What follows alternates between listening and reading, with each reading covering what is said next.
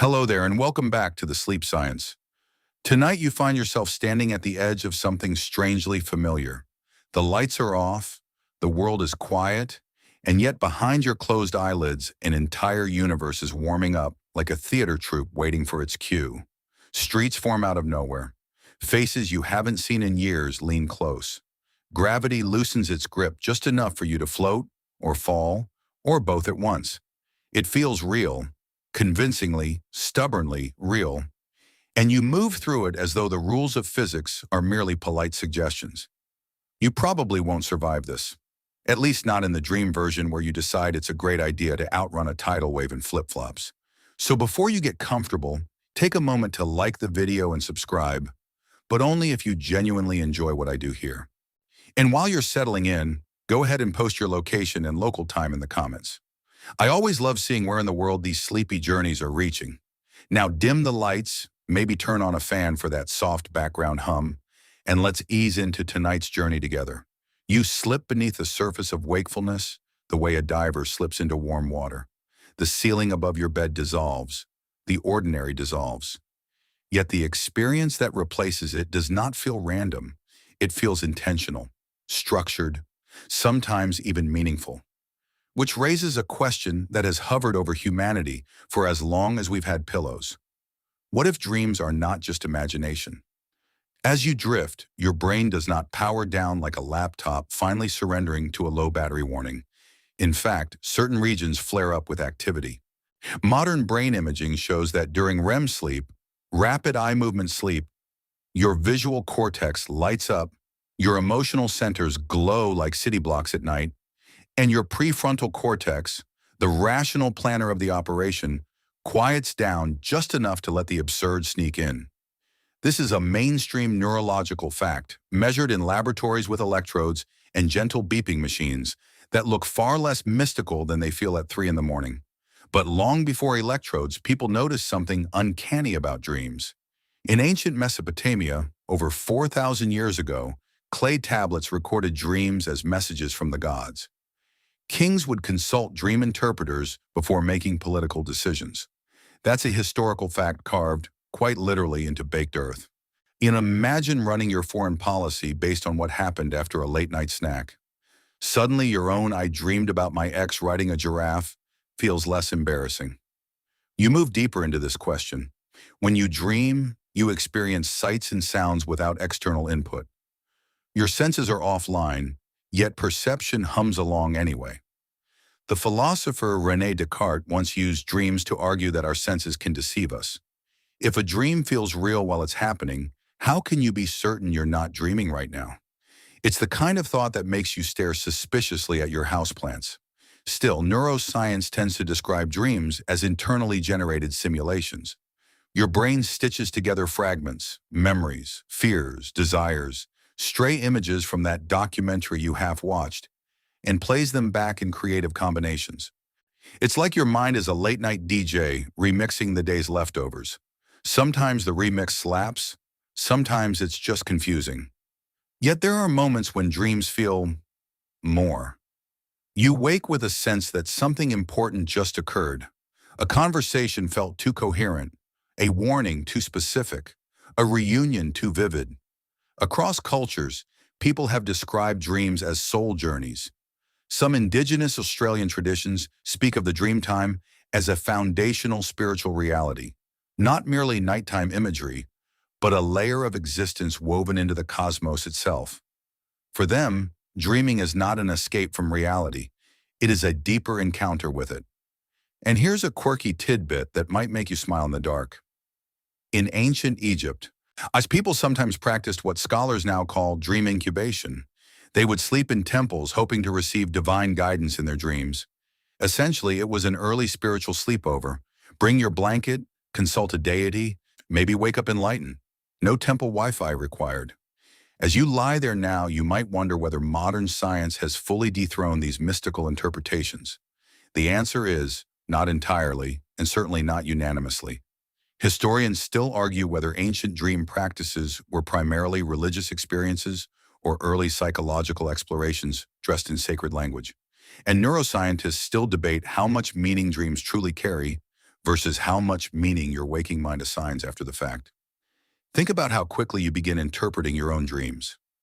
You wake and immediately search for narrative coherence. The falling must represent insecurity. The flying must symbolize freedom. The teeth falling out must mean, well, the internet has about 14,000 opinions on that one. Your brain is a pattern-detecting machine. It would rather invent a story than tolerate randomness. This tendency kept your ancestors alert to predators in tall grass. It also means you sometimes see prophetic destiny in what might simply be neural noise. But what if that neural noise is doing something purposeful?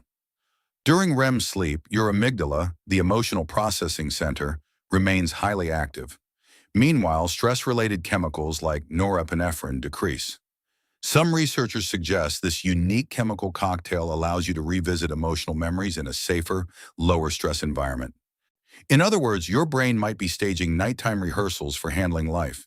It's exposure therapy, but with more talking cats. When you dream of being chased, your heart rate can increase. Your muscles twitch. Your brain fires as if the threat is real. Yet you remain physically still, thanks to a protective mechanism that temporarily paralyzes major muscle groups during REM sleep. Without it, you'd act out your dreams. An alarming thought if last night involved sword fighting on a unicycle. And so you hover in this in-between state. Biology on one side, mystery on the other. Science can measure electrical impulses, oxygen consumption, neurotransmitter shifts. It can show you brain scans glowing in neon colors. But it cannot yet fully explain why certain dreams linger for decades, while others evaporate before breakfast. Mike, it cannot entirely account for that stubborn feeling of significance. As the fan hums softly and your breathing slows, consider this. If dreams are simulations, simulations of what? Of possible futures? Of unresolved pasts? Of alternate selves you might have been under slightly different circumstances? When you dream, you are both the storyteller and the audience, the stage and the spotlight. Your brain is generating a world and then stepping inside it, convincingly enough that you rarely question it until you wake. And maybe that's the real wonder. Not whether dreams are supernatural messages or random firings, but that your mind can fabricate entire realities without external input. That you can experience fear, love, awe, and absurdity in a closed room, in total darkness, empowered only by roughly 3 pounds of tissue humming quietly inside your skull. Tonight, as you stand at the threshold of sleep, you are not simply shutting down. You are entering a laboratory of consciousness, a theater of memory, a playground of possibility. Whether dreams are imagination, simulation, emotional therapy, or something science has not yet named, one thing is certain: they are not nothing. They are structured experiences emerging from the most complex object we know in the universe, your own brain. And that realization alone is enough to make the darkness feel just a little more alive. You sink further now, as if the mattress has quietly agreed to collaborate with gravity. Your breathing evens out, your limbs grow heavy, and somewhere behind your closed eyes, activity is just beginning to sparkle. While your body appears peacefully offline, your brain is preparing for one of the most dynamic phases of its daily cycle. Sleep unfolds in stages, cycling roughly every 90 minutes. First comes the gentle descent of non-REM sleep, where brain waves slow from the busy beta rhythms of wakefulness into the softer alpha and then theta waves. Your thoughts become fragmented, dreamlike, but not yet immersive. You might experience those strange falling sensations, called hypnic jerks, that snap you awake just as you drift off. That sudden jolt, entirely normal. Your nervous system just misfiring like an overcaffeinated intern.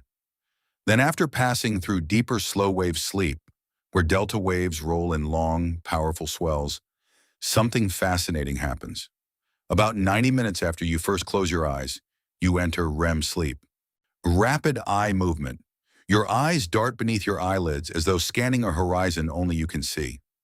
This stage was first identified in 1953 by researchers Eugene Aserinsky and Nathaniel Kleitman at the University of Chicago, who noticed these curious eye movements in the accompanying brain activity.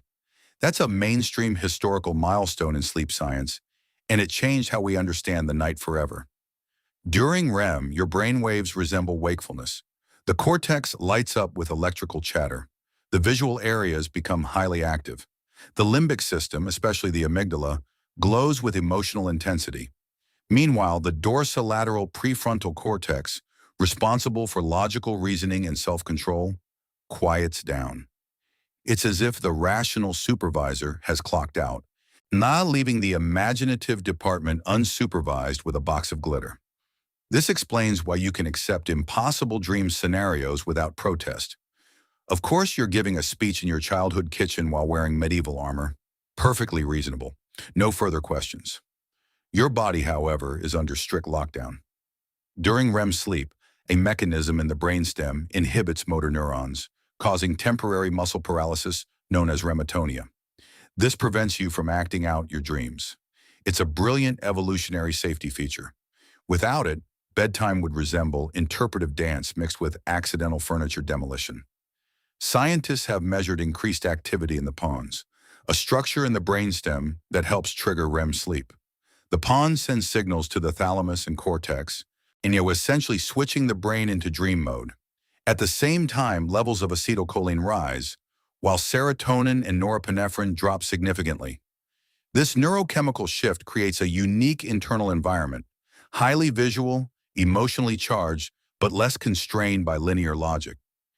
And here's where it gets interesting.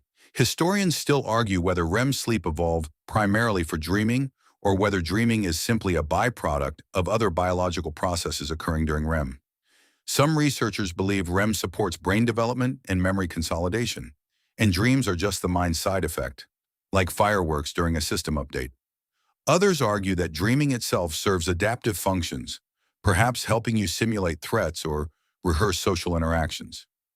Even more intriguing, not all dreams occur during REM.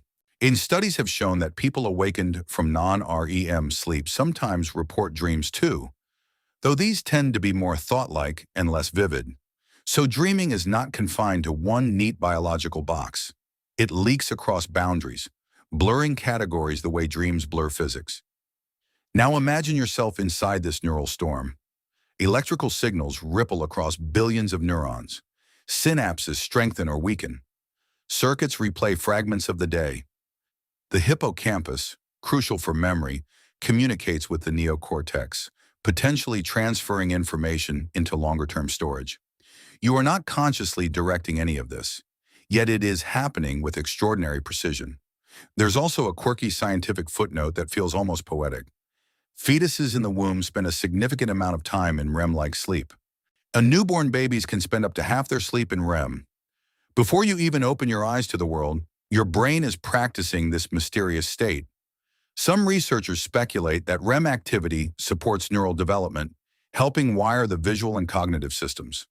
Others debate whether infant REM is truly equivalent to adult dreaming. Historians still argue whether early interpretations of infant sleep behavior overstated the similarity. The debate continues, gently and persistently, like a lullaby in academic form. As the night cycles on, REM periods grow longer. Early in the night, they may last only a few minutes. By morning, they can stretch to 30 or 40 minutes. This is why your most elaborate dreams often occur just before waking.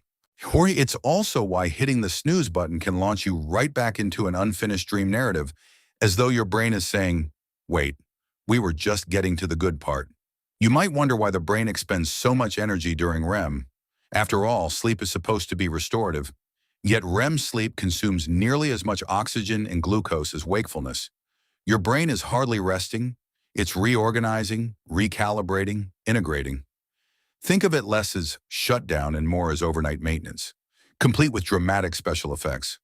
And still, despite all this measurable activity, something remains elusive. Brain scans can show patterns, electrodes can record oscillations, but the subjective experience, the way a dream feels from the inside, remains stubbornly private. You can describe it, but no one else can directly access it. This is known as the hard problem of consciousness, explaining how physical processes give rise to subjective experience. Dreams amplify this mystery. They are worlds generated internally, experienced vividly, and then often forgotten by breakfast. There's a gentle irony here. While awake, you rely on sensory input to construct your reality. During REM sleep, sensory input is largely gated off, yet the brain constructs a reality anyway. It does not require the outside world to fabricate experience.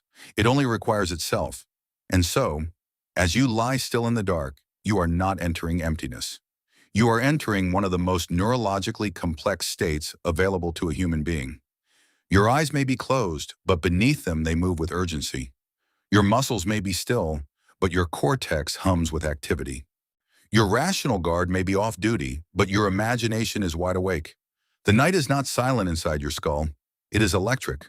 The night stretches around you now like a vast, quiet desert, and yet inside your sleeping mind, civilizations are rising. Long before EEG machines and lab-coated researchers leaned over flickering monitors, human beings were already staring into the mystery of dreams with awe. You are not the first to wake in the dark and wonder, what was that? Travel back, far back, to ancient Mesopotamia, often called the cradle of civilization. Around 2000 BCE, dreams were carefully recorded on clay tablets. Kings took them seriously.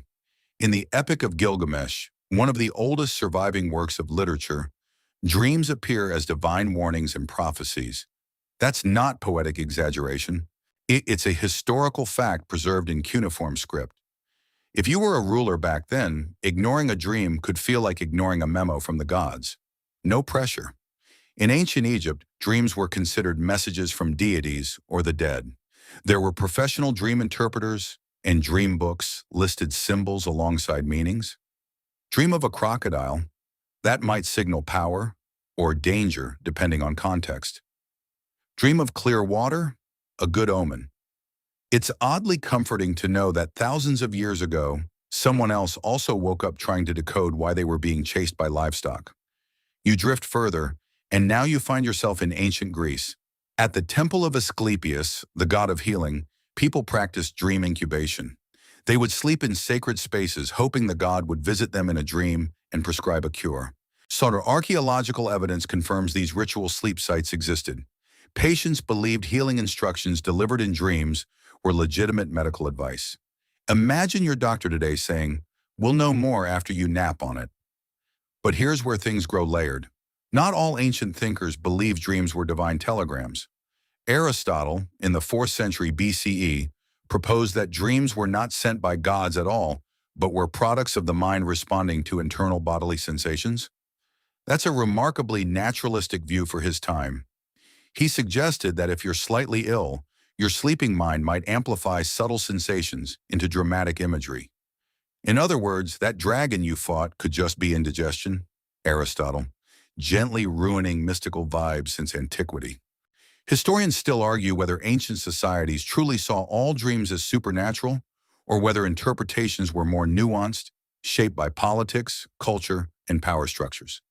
After all, if you're a priestly class claiming exclusive access to divine dream meanings, that's a tidy bit of authority.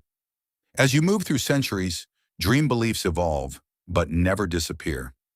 In ancient China, philosophical traditions sometimes describe dreams as the soul temporarily leaving the body. The philosopher Jung famously wrote about dreaming he was a butterfly, then waking and wondering whether he was a man who had dreamed of being a butterfly or a butterfly dreaming of being a man. That paradox still flutters in modern philosophy classrooms. It gently unsettles you even now, lying there in the dark. If dreams can feel completely real, what anchors reality itself? In medieval Europe, dreams were often filtered through religious doctrine. Some were seen as divine visions, others as temptations or deceptions. St. Augustine wrote about wrestling with dreams that felt morally troubling, questioning whether a person could be responsible for actions committed in sleep. It's a surprisingly relatable anxiety. You wake up thinking, well, that was chaotic. Hope Dream Me isn't legally accountable. Meanwhile, in many indigenous cultures across the Americas, dreams were, and in many communities still are, integral to spiritual life and decision-making. Some Plains tribes practiced vision quests that included fasting and sleeping in isolation to invite meaningful dreams. These were not dismissed as imagination, but treated as guidance woven into community life. Here's a quirky historical tidbit. In 17th century Europe, some people believed that the position you slept in could influence the type of dream you had. Lie on your back, invite nightmares. Lie on your side, invite calmer visions. Modern sleep researchers might smile at that, but even today we know that sleep position can affect breathing and comfort. So perhaps they weren't entirely off base, just creatively extrapolating. What's striking is this. Across continents and millennia, you see a consistent pattern. Humans rarely treat dreams as meaningless. They assign significance. They build rituals around them. They write them into epics and scriptures. Even when interpretations differ, divine messages, soul travel, bodily echoes, the underlying assumption is the same. Dreams matter. And yet skepticism also has ancient roots. Cicero, the Roman statesman, argued against prophetic dream claims, suggesting that apparent predictions were coincidences. Even then, people were debating probability versus prophecy. Historians still argue whether widespread belief in prophetic dreams stem from genuine conviction or from the human tendency to remember hits and forget misses. If you dream every night, eventually something will resemble a future event. The mind eagerly connects dots, even if it has to draw a few extra lines. As you float in this historical current, notice how the interpretation of dreams reflects each culture's broader worldview. In societies where gods actively intervene in daily life, dreams become divine channels. In philosophical traditions focused on reason, dreams become mental phenomena. In medical traditions, they become diagnostic clues. The dream itself remains the same biological experience, but the meaning assigned to it shifts with context. This tells you something important. Dreams sit at a crossroads between biology and belief. They are private experiences, yet shaped by shared narratives.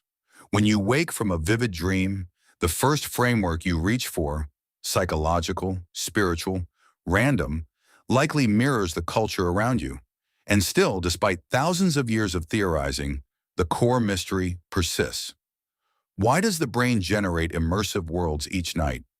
Why do certain dreams feel transcendent, while others feel like scrambled leftovers from your day? As you lie there now, wrapped in quiet, you're participating in an ancient human tradition. Not the tradition of sleeping, that's biological, but the tradition of wondering. Wondering whether the landscapes behind your eyelids are mere neural echoes or glimpses into something deeper.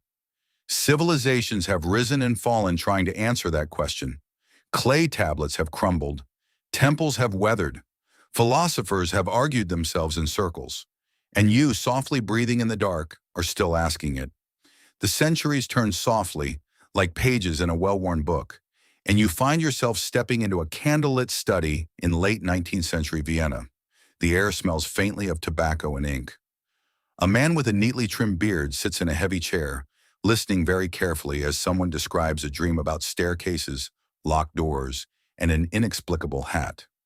This is Sigmund Freud, and in 1899 he publishes The Interpretation of Dreams, a book that will permanently entangle dreaming with the unconscious mind.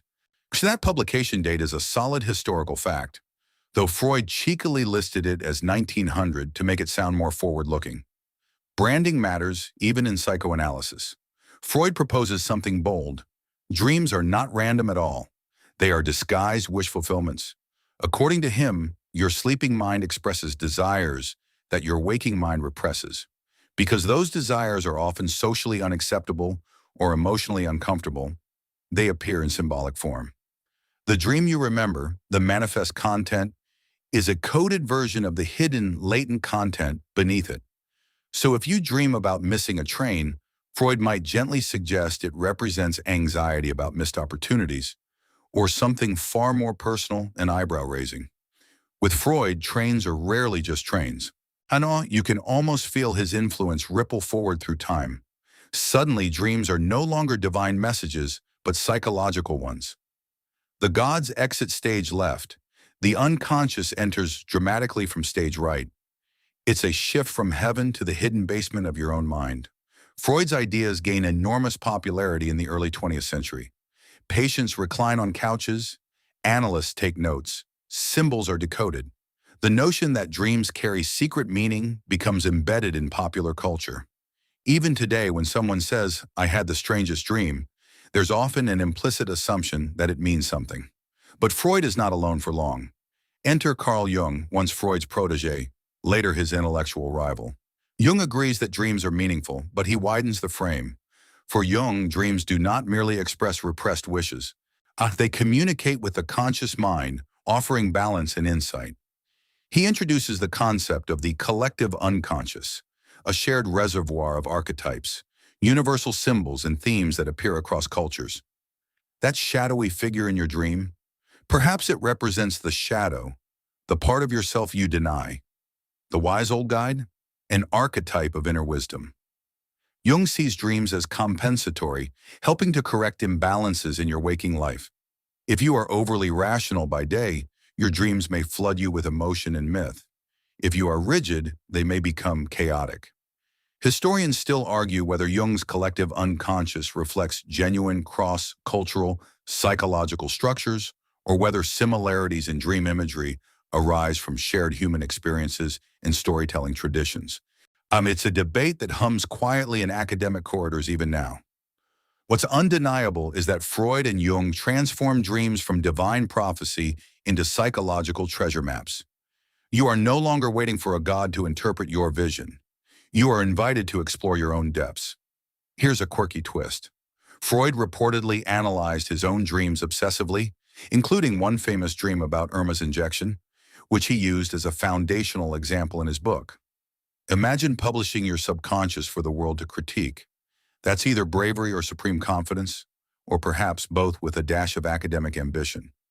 Yet as influential as psychoanalysis becomes, it also attracts criticism. By the mid-20th century, experimental psychologists begin demanding empirical evidence. They question whether symbolic interpretations can be scientifically tested. If every object in a dream can mean multiple things depending on context, how do you falsify an interpretation? If a cigar is sometimes just a cigar, when is it not? Modern sleep research complicates the Freudian picture further. Brain imaging shows that during REM sleep, the prefrontal cortex, the seat of logical reasoning and self-censorship, is less active. This neurological fact aligns intriguingly with Freud's idea of loosened repression. Your inner critic is quieter at night. Associations flow more freely. Emotional centers are highly active. In a sense, the brain's architecture during REM does resemble a state where hidden material might surface more easily. But does that prove dreams are disguised wishes? Not quite. It suggests that emotional and memory-related regions are active, but interpretation remains open. You might notice something about your own dreams. They often draw from recent experiences, but twist them in unexpected ways. A conversation becomes exaggerated. A small worry becomes a full-blown disaster scenario. Freud would see latent desire. Jung might see archetypal symbolism. A neuroscientist might see memory consolidation interacting with emotional processing. And you, lying here now, might simply feel the residue of meaning without knowing how to label it. There's also an overlooked nuance in Freud's theory.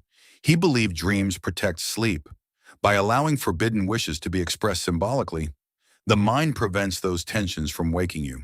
In that sense, dreams serve a regulatory function. When they are not just coded messages, but guardians of rest. It's a strangely soothing idea that even your strangest nocturnal narrative might be trying to help you stay asleep. Meanwhile, critics point out that not all dreams are wish fulfillments. Nightmares, for instance, hardly feel like desires granted. Freud suggested even anxiety dreams fulfill wishes in disguised form, but this interpretation stretches thin for many researchers. Still, psychoanalysis leaves a lasting cultural imprint. When you wake from a vivid dream, part of you may instinctively search for hidden meaning. You ask what it says about you, about your fears, about your longings. That reflex, to interpret rather than dismiss, owes much to Freud and Jung. As the room around you remains quiet and your mind drifts in this liminal space between thought and sleep, consider how radically this perspective shifts responsibility. If dreams are messages from your unconscious, then the mystery is not out there. It is within. The symbols are homegrown. The drama is self-authored. You are both playwright and puzzle. And whether Freud was entirely correct or charmingly overconfident, he changed the question forever. The question is no longer just, do dreams come from the gods? It is also, what parts of me speak when I am not awake? In the soft darkness, that question lingers, intimate, unsettling, and oddly comforting all at once. The candlelight fades, the Viennese study dissolves, and you drift into a quieter, more modern laboratory hum. No velvet couches here, just softly glowing monitors, the faint adhesive scent of electrogel, and the steady rhythm of recorded brainwaves scrolling across a screen. The question has shifted again. Not what secret desire is hiding in your dream, but what is your brain doing with yesterday? You move through your day collecting fragments. A conversation in the kitchen, the color of the sky at dusk, a headline you barely register, the subtle tension in someone's voice. Each experience leaves a faint neural trace. Your hippocampus, a seahorse-shaped structure deep in your brain, temporarily stores many of these new memories. That much is solid neuroscience. Damage to the hippocampus, as famously demonstrated in the case of patient HM in the 1950s, severely impairs the formation of new long-term memories. That's a cornerstone fact in cognitive science. But storage is only the beginning. During sleep, particularly during slow-wave sleep and REM, your brain appears to reorganize these traces.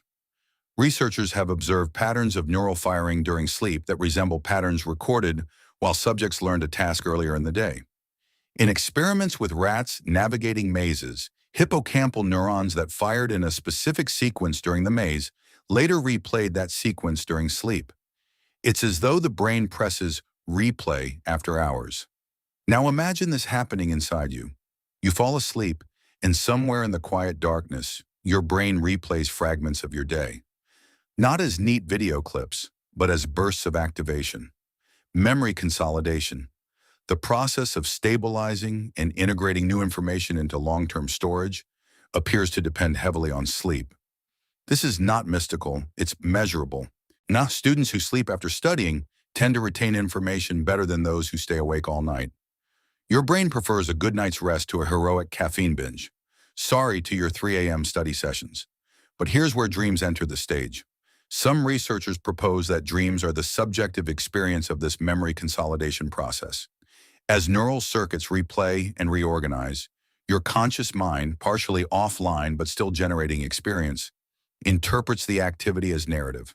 The result? A patchwork story stitched together from memory fragments. You dreamed about your childhood home, but your coworker was there. The walls were painted the color of a shirt you saw that afternoon. The plot made no sense, but the emotions felt sharp. That blending reflects how the hippocampus communicates with the neocortex during sleep, integrating new information with older networks. Memories are not stored in a single file cabinet. They are distributed across networks. Dreaming may be the mind wandering through those networks as connections strengthen. Historians still argue whether early interpretations of dreams as symbolic messages distracted from recognizing this cognitive housekeeping role. The debate continues between those who emphasize meaning and those who emphasize mechanism. There's also a fascinating phenomenon known as targeted memory reactivation. In some sleep labs, participants learn associations, like a particular sound paired with a task. When that same sound is softly played during sleep, memory performance can improve the next day. That suggests the sleeping brain remains selectively responsive to cues and can strengthen specific memories. It's almost like whispering reminders to your brain while it tidies up. And here's a quirky twist. Some researchers speculate that déjà vu, that eerie feeling you've experienced something before, may relate to subtle mismatches in memory processing. While not directly caused by dreams, it highlights how delicate and reconstructive memory truly is. Your brain is constantly editing, compressing, and reorganizing. It's less a security camera and more a creative archivist. Now consider this. If dreams arise during memory consolidation, they might serve as a kind of simulation platform. By recombining elements from past experiences, your brain could test possible future scenarios. You argue with someone in a dream, perhaps rehearsing emotional responses. You navigate unfamiliar streets, practicing spatial awareness. Evolutionarily speaking, a brain that can simulate outcomes without real-world risk holds an advantage. This aligns with the threat simulation theory proposed by Finnish cognitive scientist Antti Revonsuo. He suggests that dreams allow you to rehearse threatening events in a safe environment. Being chased, falling, confronting danger, These may reflect ancient survival rehearsals. There's debate here, of course. Historians still argue whether the frequency of threat-based dreams truly supports an evolutionary rehearsal model, or whether those dreams simply stand out because fear is memorable. Still, the pattern is striking. Dreams often exaggerate emotional concerns from waking life. A small worry becomes a dramatic crisis. A mild embarrassment becomes a theatrical catastrophe. Your brain is not replaying events exactly as they occurred. It is amplifying and reshuffling them. Importantly, not all replay is conscious. Much of memory consolidation happens without vivid dreams. But when conscious imagery does arise, it may reflect the brain's attempt to weave coherence from neural housekeeping. You experience the narrative side effect of synaptic remodeling. Think of your brain as a vast library that never closes. During the day, new books arrive in messy stacks. At night, librarians, silent and tireless, sort, catalog, and reshelve. Dreams might be the flicker of lights between aisles as that work unfolds. You catch glimpses of half-sorted stories, and sometimes the sorting process is creative.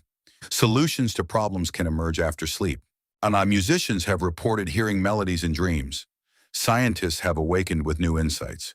While not every dream is a breakthrough, the recombination of memory fragments can yield novel connections. It's combinatorial creativity happening offline.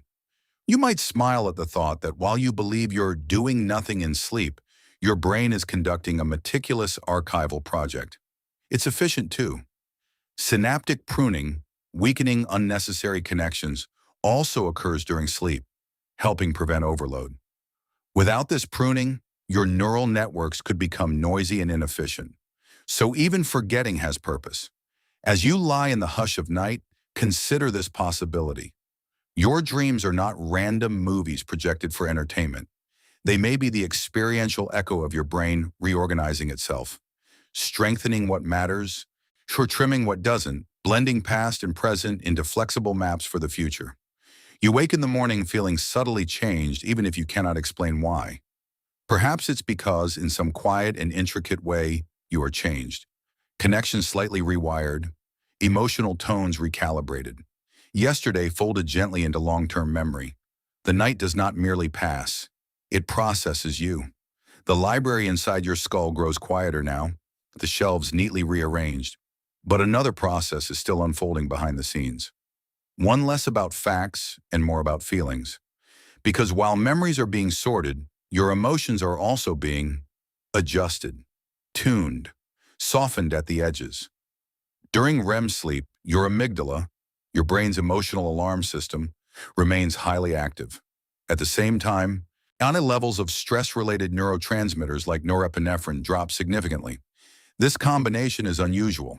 In waking life, when your amygdala lights up, stress chemicals surge alongside it. But in REM sleep, emotion can activate without the same chemical intensity. That's a well-established neurochemical pattern observed in sleep research.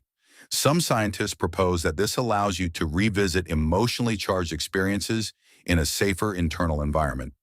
Imagine replaying a difficult conversation, but with the volume turned down on the stress response. You still feel it, but it doesn't overwhelm you. Sleep researcher Matthew Walker has described this as a kind of overnight therapy. The brain reprocesses emotional memories while bathing them in a calmer neurochemical state. You've probably felt this effect.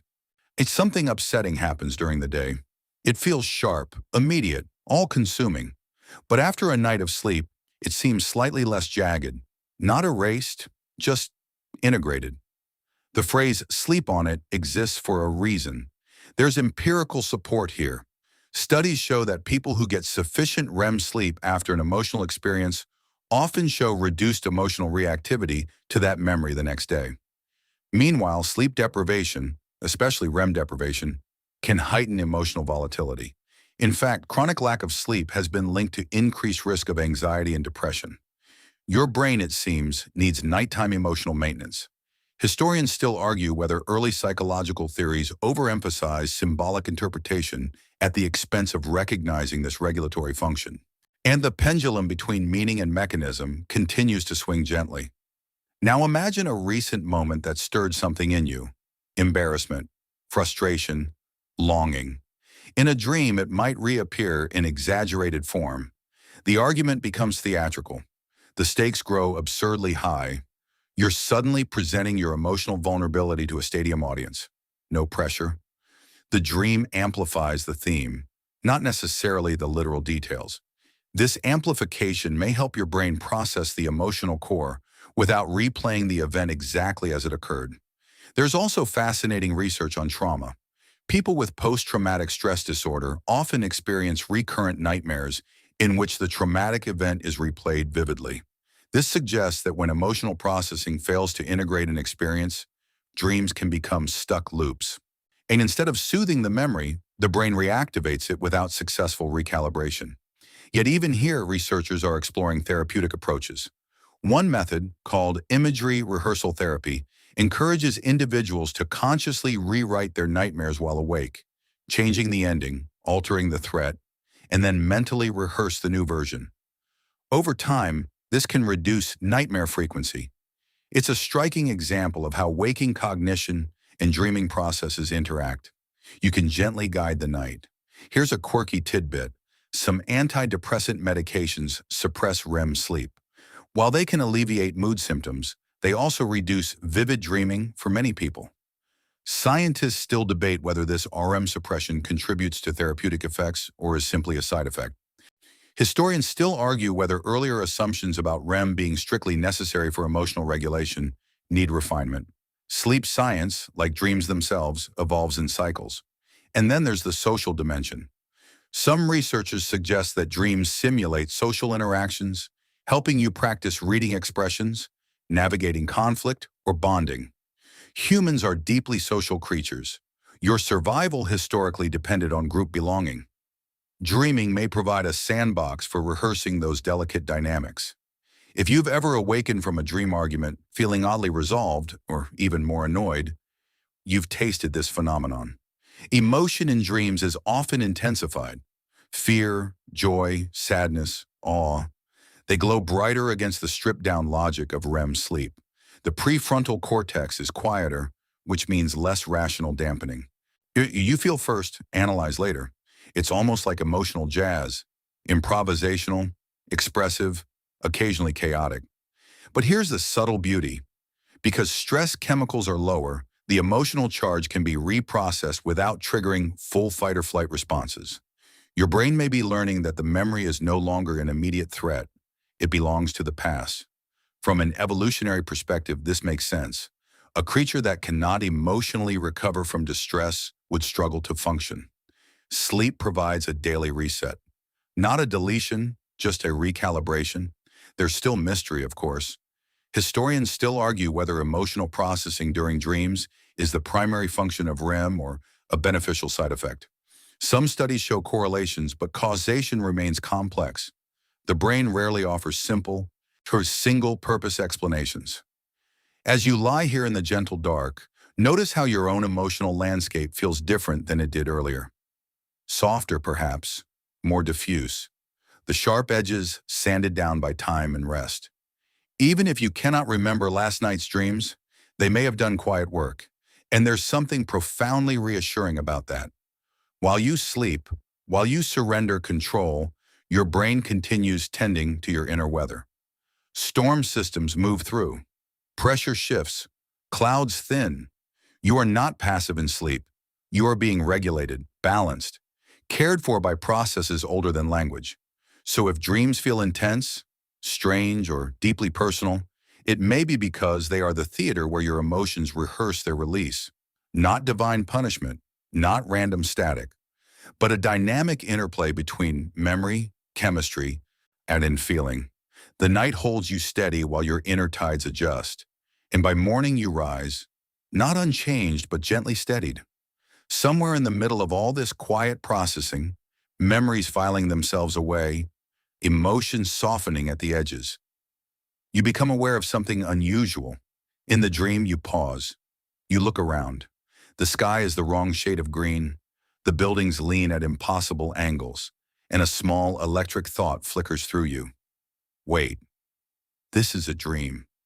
And just like that, the rules shift. Lucid dreaming is the state in which you become aware that you are dreaming while still inside the dream. It's not fantasy. It's a documented phenomenon studied in sleep laboratories since the late 20th century.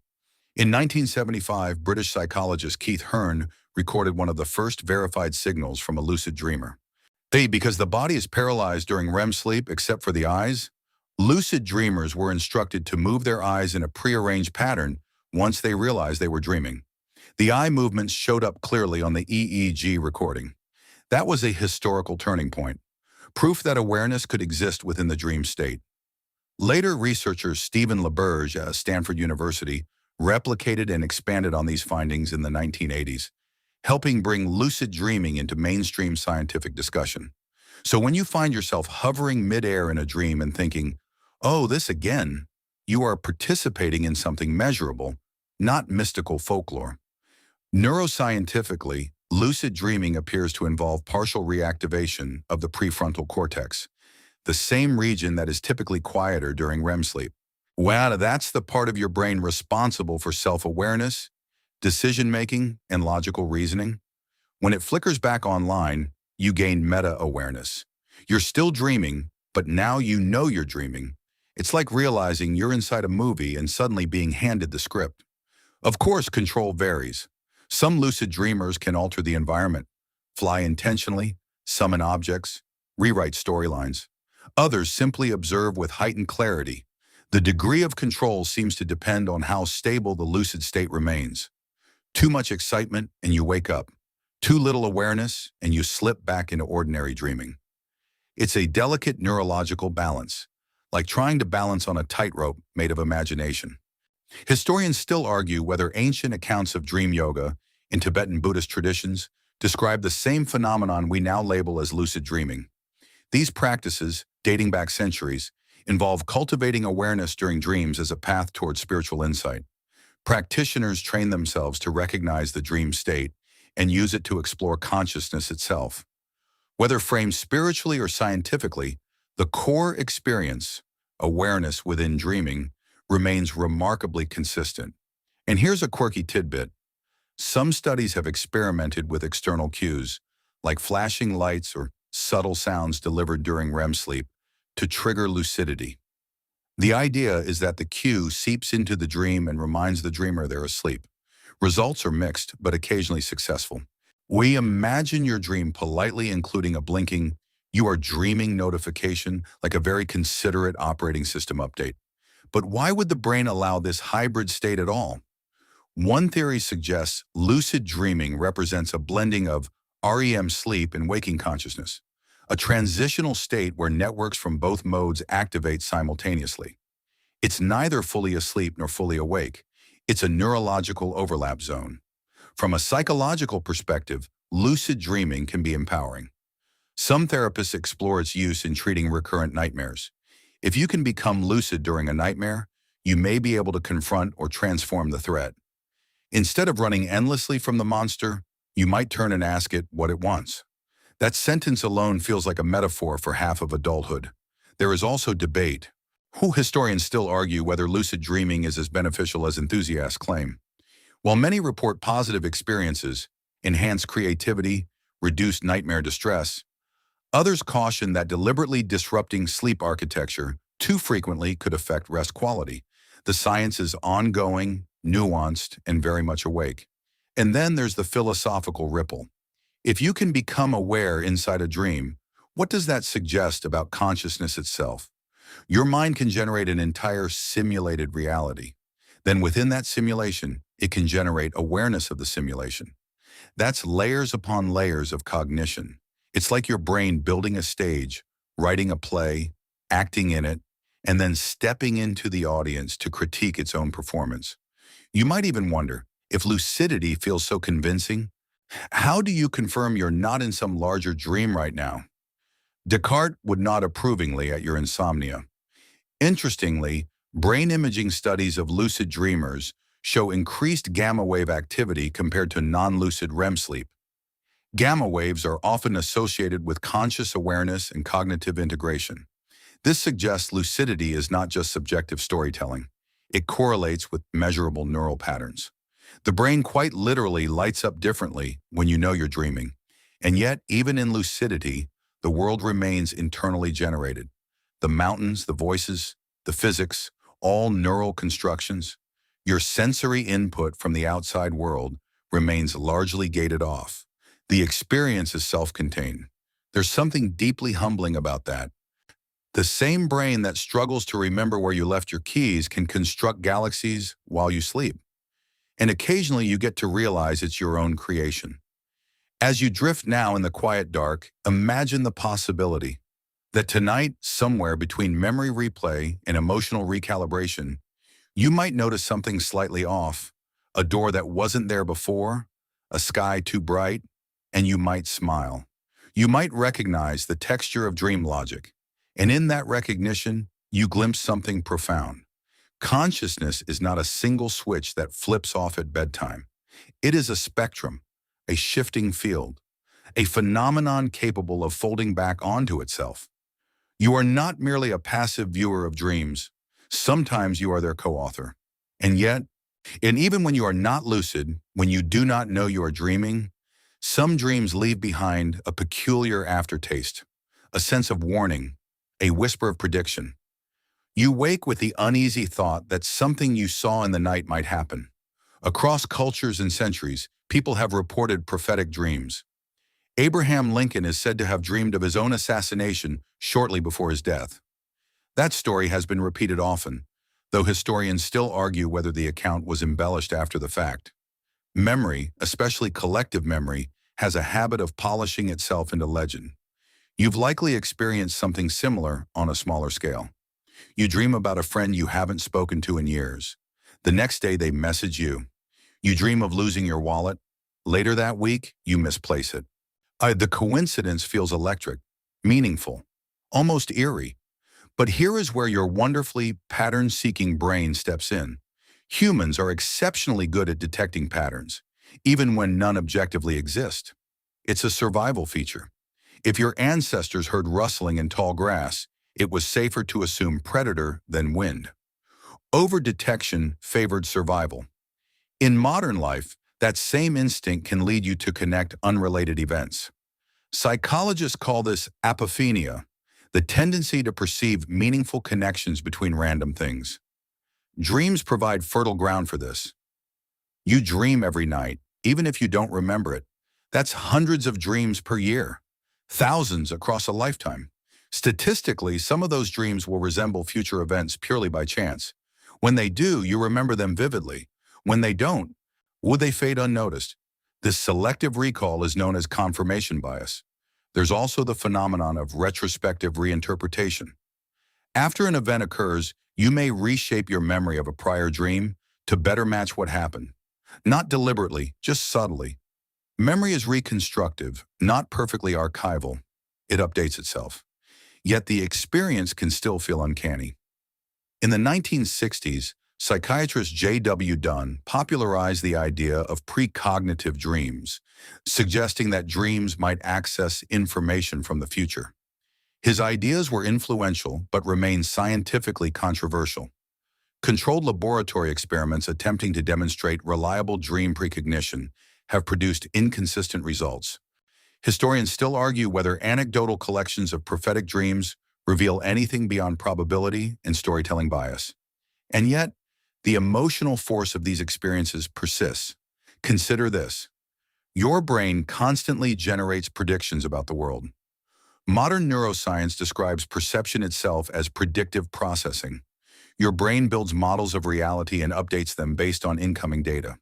In waking life, this helps you anticipate outcomes. In dreams, those predictive systems may continue running simulations, projecting possible futures based on current concerns. If you are anxious about your job, your dreaming mind might simulate job loss scenarios. If you're worried about a relationship, you might dream of conflict. When something vaguely similar happens later, it can feel prophetic. But perhaps it was probabilistic. Your brain, aware of subtle cues you consciously ignored, generated a plausible scenario. You are far more perceptive than you realize.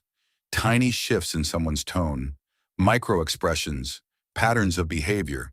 Your waking mind might brush them aside. Your sleeping mind might weave them into narrative form. There's also a quirky historical footnote worth drifting through.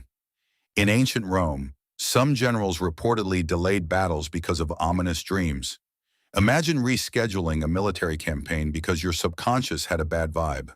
Strategic planning, courtesy of REM sleep. Modern science remains cautious. Large-scale studies have not demonstrated reliable evidence that dreams can predict specific future events beyond chance. But researchers continue exploring the brain's predictive nature. Some argue that dreams help you simulate and evaluate possible outcomes, effectively running nighttime what-if scenarios. In that sense, dreams can shape the future, not by foreseeing it, but by preparing you for it. There's an important distinction there. If you dream about confronting a fear and later handle a similar situation more confidently, did the dream predict the event or help you prepare for it? Sometimes the line blurs. And then there's the emotional intuition factor. You may dream of something unsettling and wake with a lingering sense that something is off. That feeling might prompt you to check in on someone, double-check plans, or pay closer attention. The dream becomes influential not because it reveals the future, but because it alters your behavior in the present. Historians still argue whether cultural emphasis on prophetic dreams amplified their perceived frequency. In societies that valued such dreams, people recorded and remembered them more diligently. In societies that dismissed them, fewer accounts survived. But even if prophetic interpretation arises from pattern recognition rather than precognition, it reveals something powerful about you. Your mind is continuously modeling possibilities. It is not idle during sleep. It extrapolates from past experience to imagine futures, some hopeful, some frightening. In that way, dreams are less crystal balls and more simulation engines. And there's a strange comfort in that. You are not at the mercy of random nighttime visions. You are witnessing your brain's creative forecasting system at work. As you rest now in the dark, consider how many possible tomorrows your mind has already rehearsed, how many conversations practiced, how many dangers diffused in rehearsal, how many improbable scenarios played out in symbolic form. Maybe dreams don't show you the future. Maybe they help you feel your way toward it. And in the quiet space between imagination and anticipation, that difference matters. Sometimes the strangeness goes even further. You wake from a dream and discover that someone close to you claims they dreamed something similar. The same setting, the same theme, the same odd detail, like a lighthouse in the middle of a desert, which frankly seems architecturally ambitious. The coincidence feels charged, almost mystical. Did your minds meet somewhere in the night? Stories of shared dreams appear across cultures. In some indigenous traditions, dreams are considered communal spaces where guidance is received collectively. In certain Arctic communities, anthropologists have documented practices where dreams are shared openly each morning, woven into group decision-making. That's a well-recorded ethnographic fact. Dreams are not always private experiences. In many societies, they are social currency. You might think of dreams as sealed off behind your skull, but culturally, they often spill into daylight conversation. When multiple people report similar imagery, floods falling, teeth loosening, it can feel like evidence of a deeper connection, a collective subconscious stirring. Carl Jung would smile knowingly here. His theory of archetypes proposed that certain symbols, shadows, wise elders, great mothers, tricksters, emerge universally because they are embedded in the collective unconscious. Jung didn't mean that minds literally link up like wireless routers in REM sleep. Rather, he suggested that human psychology shares inherited structures shaped by evolution and myth. Historians still argue whether archetypal similarities arise from shared neural architecture or from shared cultural storytelling traditions. After all, humans everywhere experience birth, death, fear, attachment, rivalry. It's unsurprising that dreams recycle similar motifs. You don't need telepathy to explain why both you and your friend might dream about being unprepared for an exam. That particular anxiety seems practically hardwired. There's also a psychological phenomenon called dream incorporation. If two people spend significant time together, share experiences, and/or discuss similar concerns before bed, their dreams may naturally overlap in theme. Couples often report dreaming about each other. Parents dream about their children. Co-workers show up in each other's nighttime narratives. The overlap reflects shared waking life, but occasionally the similarities feel too specific to dismiss easily. Two siblings dream of the same deceased relative on the same night. Friends separated by distance both dream of a storm. The mind leans toward meaning. Pattern detection again hums to life. From a scientific standpoint, there is no robust evidence that dreams can be transmitted between individuals telepathically. Controlled experiments attempting to demonstrate dream telepathy, particularly in the mid-20th century at places like the Maimonides Dream Laboratory, produced intriguing but inconclusive results. Some early studies suggested correlations, but replication has been inconsistent. Historians still argue whether methodological limitations or confirmation bias influence those findings. And yet the emotional resonance of shared dreams is powerful. When someone says, "I dreamed about you last night," it creates intimacy, a sense of invisible threads connecting your inner worlds. There's also the phenomenon of mutual dreaming, where people report interacting with each other in dreams and later comparing notes. Most of the time, details don't align as neatly as memory suggests. Human recall is malleable. When you discuss your dreams, you may unconsciously adjust your memory to better match the other person's account. It's not deception, it's the brain's natural tendency to seek coherence. Now consider something subtler. Even if dreams are generated individually, the human brain shares common architecture across billions of people. The amygdala responds to threat, the hippocampus encodes memory, the visual cortex constructs imagery. When similar neural systems process similar emotional themes, similar dream motifs can emerge. That doesn't require mystical linkage. It requires shared biology. Here's a quirky tidbit. Surveys have shown that a surprisingly high percentage of people report dreams of being naked in public. It's one of the most common recurring dream themes worldwide. Unless there's a global secret society organizing synchronized embarrassment scenarios, this likely reflects universal social vulnerability rather than shared psychic bandwidth. Still, there's something poetic about the idea that, while you sleep, countless others are dreaming too. And entire cities hum with silent narratives. Billions of private theaters flicker simultaneously. You are alone in your dream, yet not alone in dreaming. And perhaps that's the deeper connection. Anthropologists note that in cultures where dreams are openly shared, individuals often feel stronger communal bonds. The act of telling the dream matters as much as the dream itself. It transforms a private neurological event into shared meaning.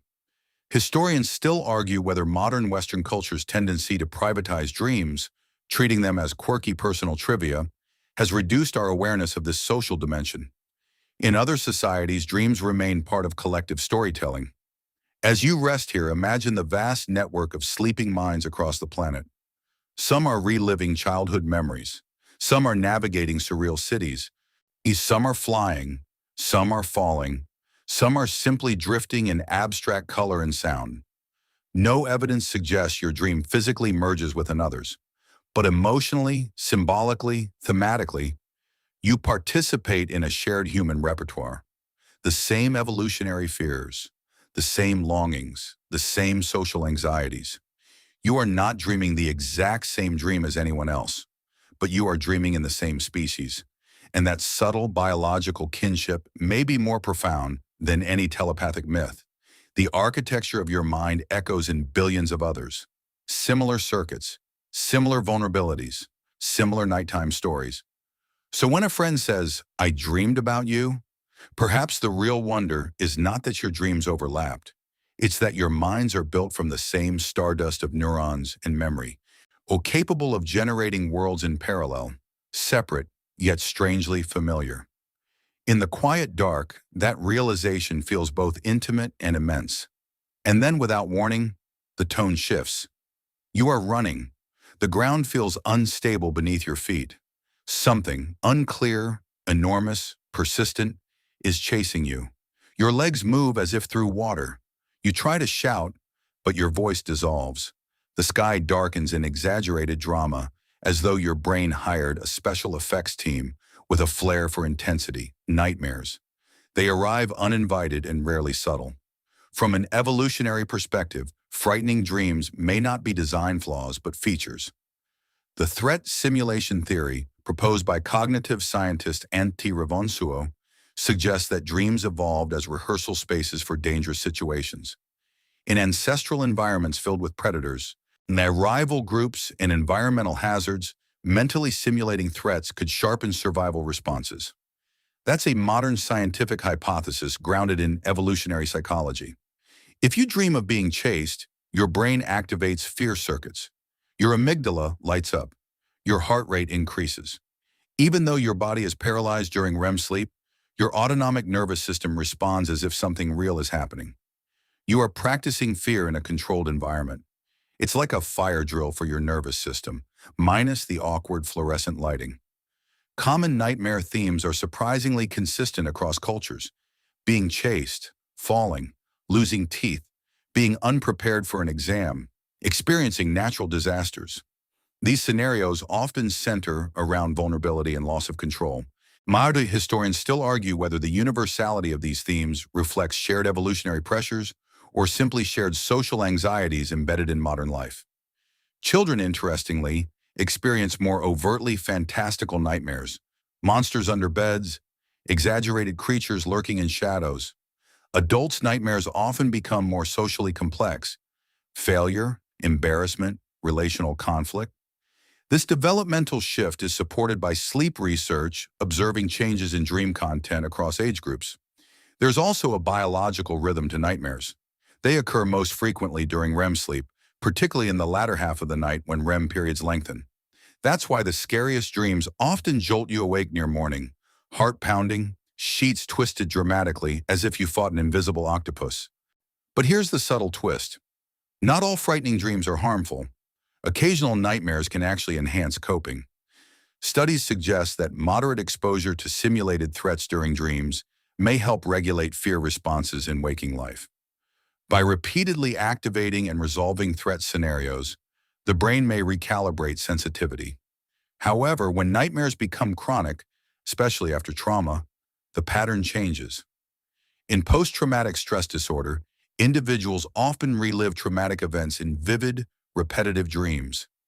Instead of symbolic monsters, the content may be disturbingly literal. This repetition suggests the brain is struggling to integrate the memory into broader networks. The emotional charge remains raw. Sleep researchers have observed that individuals with PTSD sometimes show altered REM patterns. Historians still argue whether REM disturbances are a cause or consequence of trauma-related symptoms. The direction of causality remains under investigation. There's also a quirky but fascinating evolutionary idea. Some scientists speculate that the paralysis of REM sleep itself may have evolved partly to prevent you from acting out threat simulations. Imagine physically sprinting every time you dream of being chased. Your ancestors might not have survived their own rehearsal sessions. And then there's the curious phenomenon of recurrent dreams. These are dreams that revisit the same theme or scenario over months or years. Often they involve unresolved stress. You might repeatedly dream of searching for a lost room in a house or trying to complete an impossible task. Some psychologists suggest these recurring narratives reflect ongoing concerns that your brain hasn't fully processed. Historians still argue whether the adaptive value of nightmares outweighs their distressing nature. Some researchers emphasize survival rehearsal. Others propose that nightmares are byproducts of hyperactive threat detection systems, an overzealous smoke alarm that occasionally goes off while you're making toast. There's even evidence that people who experience more nightmares sometimes score higher on measures of creativity and emotional sensitivity. The same vivid imagination that conjures elaborate fears may also fuel artistic thought. Your inner horror director might also be your inner poet. Congratulations. Slightly inconvenient at 3 a.m., but impressive nonetheless. As you lie here now, safe in the quiet dark, now consider how your brain negotiates fear. It doesn't wait for real danger to appear. It practices, it simulates, it exaggerates. It tests your reactions in virtual scenarios built entirely from memory and imagination. You might recall a nightmare that lingered long after waking. Perhaps it left a residue of unease throughout the day. But over time, even intense nightmares often fade. The brain eventually integrates the fear, reducing its grip. There's something oddly compassionate in that. Even when your mind frightens you, it may be attempting to prepare you. to strengthen neural pathways associated with vigilance and response, to ensure that if something truly threatening occurs, you've already rehearsed the choreography. Of course, evolution is not perfect. Sometimes the simulations overshoot. Sometimes the dragon is far larger than necessary. Your brain can be a bit dramatic, blessed. But remember this, during every nightmare, your body remains protected by rematonia. Your muscles are gently inhibited. You are safe in your bed, even if your dream self is sprinting through metaphorical chaos. The monster cannot cross the boundary into waking life. And when you wake, heart racing, breath shallow, you carry with you a subtle recalibration. Your nervous system has fired, then settled. Fired, then settled. Like waves testing the shoreline. In the grand theater of sleep, even fear has a role to play. And by morning, you remain here, breathing steadily, having survived yet another invisible rehearsal. Beneath the drama of nightmares and the poetry of flying dreams, something quieter hums along, a network that never fully switches off. But even when you believe you are doing absolutely nothing, your brain is busy maintaining a background conversation with itself. Neuroscientists call part of this system the default mode network, or DMN. The default mode network was identified in the early 2000s through brain imaging studies observing that certain regions consistently activated when people were not focused on external tasks. When participants lay in scanners daydreaming, recalling memories or imagining the future, specific areas like the medial prefrontal cortex, posterior cingulate cortex, and angular gyrus lit up together. That's a well-established finding in cognitive neuroscience. In waking life, the DMN is associated with self-referential thinking. It activates when you reflect on your identity, replay past events, imagine future scenarios, or mentally simulate social interactions. It is deeply tied to your sense of me. Now here's where the night grows interesting. During REM sleep, elements of the same network show activity patterns that overlap with waking mind wandering. You are disconnected from external sensory input, yet internally, the machinery of self-related processing continues. Dreams often feature you, your concerns, your relationships, your fears, even if the setting is surreal. It's as if your brain's storytelling engine never truly shuts down. It simply changes genres.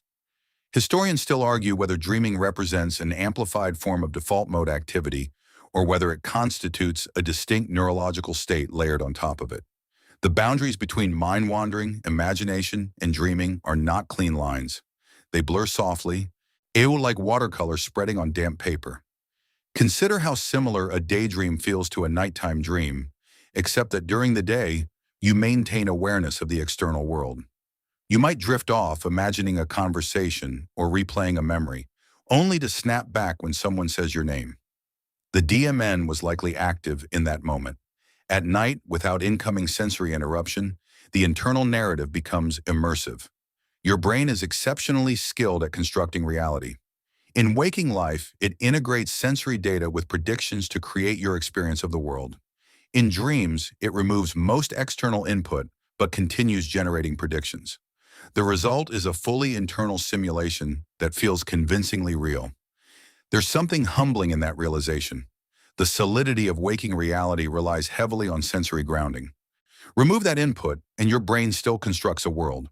A quirky detail, functional MRI machines are so loud that studying natural sleep inside them is notoriously difficult. Researchers have had to engineer quieter imaging techniques and creative experimental designs to observe sleeping brains without constantly waking participants. Imagine trying to have profound dreams inside what sounds like a malfunctioning washing machine. Still, studies suggest that during REM sleep, connectivity between emotional centers and visual areas increases, while connectivity with executive control regions decreases. This shift may explain why dreams are emotionally vivid, yet logically inconsistent. The DMN's self-referential tone persists, but rational oversight is dimmed. And here's the deeper question. If the default mode network supports your sense of self, what happens to that sense in dreams? Sometimes your dream self feels continuous with waking identity. You know who you are. Other times your identity shifts subtly. You may inhabit a different age, role, or even perspective, yet you rarely question it. The brain seamlessly updates the narrative. Historians still argue whether the fluidity of dream identity suggests that the self is more constructed than stable. Philosophers have long debated whether the self is a fixed entity or an ongoing process. Dreams provide experiential evidence for the latter. You can become someone slightly different without resistance. There's also fascinating research linking disruptions in the default mode network to certain psychiatric conditions, such as depression and schizophrenia. Overactivity or dysregulation of self-referential processing may contribute to rumination or altered perception. Sleep, particularly REM sleep, may play a role in recalibrating these networks. The exact mechanisms remain under investigation. When you dream, your DMN may weave personal memories into symbolic narratives. You walk through houses that resemble past homes. You encounter people who embody aspects of your history. The network integrates fragments of your autobiographical memory into scenes that feel deeply personal, even when bizarre. You are both subject and storyteller. And then there's the curious overlap between psychedelic states and dreaming. Neuroimaging studies have shown that certain psychedelic experiences also alter default mode network connectivity or temporarily loosening rigid self-boundaries. Some researchers speculate that dreaming represents a naturally occurring altered state of consciousness with similar neural signatures, though historians still argue whether the comparison is overstated. As you lie here in the gentle dark, your own default mode network hums softly. Even before sleep fully claims you, your thoughts drift toward memory and anticipation. You replay a conversation. You imagine tomorrow. The boundary between waking mind-wandering and early dreaming begins to thin. The DMN does not generate dreams alone, but it contributes to the personal flavor of them. Without it, dreams might feel less like stories about you and more like abstract noise. Instead, they feel intimate. They feel authored. And perhaps that is the quiet revelation. The same neural system that constructs your sense of self during the day continues shaping experience at night. The stage changes. The lighting shifts. The logic loosens. But the storyteller remains active. You are never entirely offline. Even in sleep, the narrative of you continues, reshaped, remixed, and gently reimagined beneath the surface of consciousness.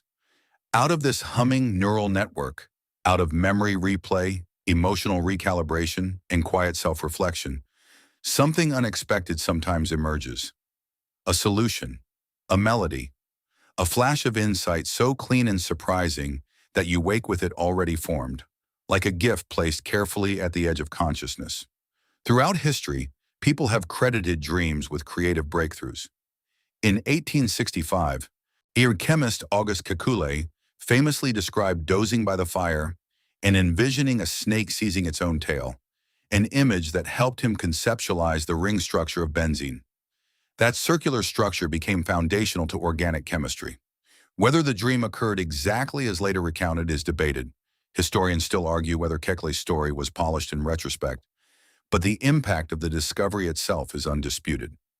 Then there's the story of Dmitri Mendeleev, who reportedly dreamed of the periodic table arranged in logical order after struggling with its organization. Upon waking, he quickly wrote it down.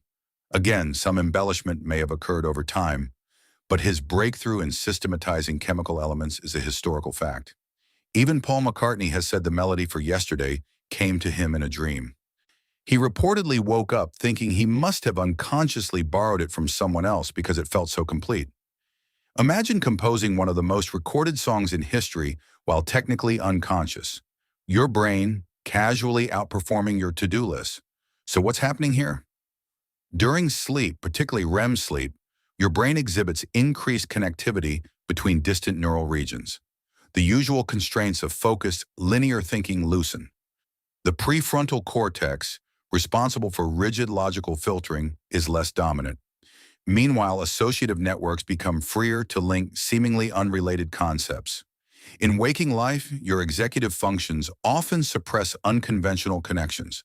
That's useful when balancing a budget or driving through traffic. But creativity thrives on unusual pairings. In sleep, the censorship relaxes. Our ideas mingle without supervision. There's empirical support for this. Studies have shown that people are more likely to solve certain types of problems after sleep than after an equivalent period of wakefulness. In one well-known experiment, participants tasked with discovering hidden rules in a number sequence were significantly more likely to grasp the pattern after a night of sleep. Something about the offline reorganization of information enhances insight. Historians still argue whether dreams themselves directly cause breakthroughs or whether the broader state of sleep simply facilitates restructuring that later surfaces as insight upon waking. The distinction is subtle but important. You might notice this in your own life. You wrestle with a problem all day. Nothing clicks. You go to bed frustrated. Then, sometime the next morning, perhaps while brushing your teeth or staring into the middle distance, you suddenly see the solution. The dream may not have presented the answer explicitly, but sleep reorganized the pieces. Here's a quirky scientific detail. REM sleep is associated with increased levels of acetylcholine, which promotes cortical activation and associative processing. Meanwhile, reduced norepinephrine may allow for less constrained idea generation. It's a neurochemical recipe that favors imaginative recombination. Artists often describe dream imagery as unusually vivid. Salvador Dali famously experimented with hypnagogic states, the transitional phase between wakefulness and sleep, to harvest surreal imagery. He would reportedly hold a key over a metal plate while dozing. When he fell asleep, the key would drop, clang against the plate, and wake him, allowing him to capture dreamlike visuals before they faded. It's both ingenious and slightly dramatic, very on brand. But creativity in dreams isn't limited to geniuses or famous names. Your brain performs combinatorial magic nightly. It blends memories, concepts, and emotions in novel configurations. Most combinations are whimsical or impractical. Occasionally, one aligns with a real-world solution. And then there's the emotional creativity of dreams, the way they reframe experiences symbolically. A conflict might appear as a storm. A decision might become a crossroads. These metaphors may not offer concrete answers, but they reshape perspective. Historians still argue whether dreaming enhances creativity because of REM-specific mechanisms or because sleep overall supports cognitive flexibility. Some studies suggest that non-REM sleep, particularly slow-wave sleep, plays a crucial role in consolidating information, while REM fosters associative integration. The two stages may work in tandem, like alternating currents of order and imagination. As you rest now, imagine the sheer number of neural connections subtly adjusting, synapses strengthening, pathways linking distant regions. Your brain is not only archiving the past, it is experimenting with it. And there's something deeply reassuring about that. Even when you feel stuck, your mind continues exploring possibilities beneath awareness. It does not simply replay yesterday, it reshuffles it. You may never dream up a periodic table or a chart-topping song. Or maybe you will. No pressure. But every night you enter a state where logic softens and imagination expands, where constraints loosen just enough to let new combinations surface. In that sense, dreams are not idle fantasies. They are cognitive playgrounds, workshops without walls, laboratories lit by lightning instead of fluorescent bulbs. And as you drift closer to the next cycle of REM, somewhere inside your quietly active cortex, ideas are already beginning to recombine, patiently, invisibly, waiting for the right moment to surface. By morning, you might wake with nothing more than a faint impression, or you might wake with a spark. Either way, the night has been experimenting on your behalf. But sometimes the night does not experiment gently. Sometimes it circles back to the same place over and over, like a needle caught in a groove. You find yourself standing in a familiar dream landscape. The lighting is the same dim gray. The air carries that unmistakable sense of unfinished business. You already know what's about to happen. The argument will restart. The accident will replay. The loss will resurface. Even before the scene unfolds, your body tightens in anticipation. Recurring dreams often emerge during periods of unresolved stress. Psychologists have long observed that these dreams tend to reflect ongoing concerns, identity conflicts, relationship tension, fear of failure. But when trauma enters the picture, repetition can intensify. In post-traumatic stress disorder, nightmares frequently replay elements of the traumatic event with vivid clarity. This isn't symbolic exaggeration, it can be painfully literal. Combat veterans may relive battlefield scenes. Accident survivors may re-experience the crash. The brain appears to struggle integrating the memory into broader autobiographical networks. Neuroscientific studies show that individuals with PTSD often exhibit altered REM sleep patterns, sometimes with heightened fragmentation. The amygdala may remain hyperactive, while regulatory regions of the prefrontal cortex show reduced modulation. That imbalance can prevent emotional recalibration from occurring smoothly. Instead of softening the memory, the dream reactivates it raw. Historians still argue whether disrupted REM sleep is a cause of persistent trauma symptoms or a consequence of them. The relationship likely runs both directions. Sleep affects emotion, and emotion affects sleep, a feedback loop that can either heal or destabilize. But here's something hopeful. Therapies that target sleep can reduce trauma symptoms. So imagery rehearsal therapy, which you heard about earlier, encourages rewriting nightmare endings while awake. Over time, this can decrease nightmare frequency and intensity. There's also research into medications like prazosin, which may reduce trauma-related nightmares by modulating stress responses during sleep. The science is still evolving, but the direction is clear. Dreams are not untouchable, and not all recurring dreams stem from catastrophic trauma. Some revolve around subtler themes: being perpetually late, searching endlessly for a missing room, taking an exam you didn't study for, apparently a lifelong subscription model, no matter how many years it's been since school.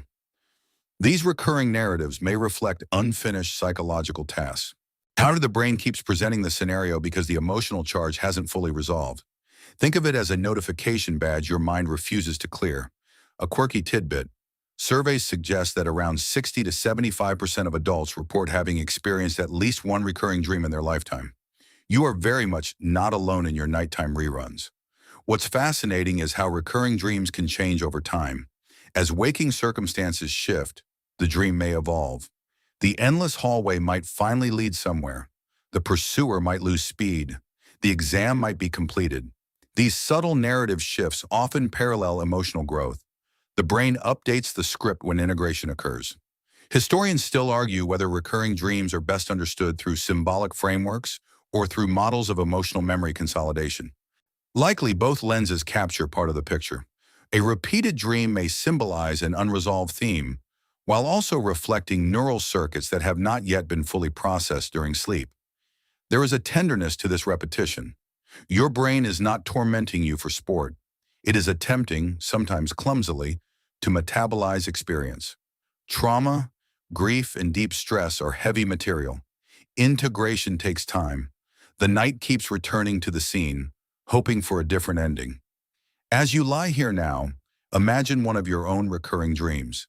Notice its atmosphere, its emotional tone. Does it still feel active in your life, or has it faded? Sometimes simply acknowledging the theme can begin shifting it. The remarkable thing is this: dreams are dynamic. They are not fixed recordings. They are living simulations. When your waking perspective changes, your dreams often follow. Healing in daylight can echo into the dark. And so, as this section of the night softens, let the pace slow. Feel your breathing deepen. Imagine the recurring scene dissolving gently at its edges, the hallway widening into open air, the unfinished task resting. Just for now, the emotional charge lowering, like dimming a light switch gradually rather than flipping it off. Your brain is patient. It revisits what needs tending, but it also adapts. Even the most persistent dream is shaped by a nervous system capable of change. Neural pathways strengthen and weaken. Emotional intensity rises and falls. What repeats today may transform tomorrow. So if the night sometimes loops, trust that it loops with purpose, not punishment. It is searching for resolution, not chaos. Let that idea settle softly. Your mind, even in its most restless hours, is trying to move you toward integration. And integration, like sleep itself, comes in gentle waves. Word count, 1020.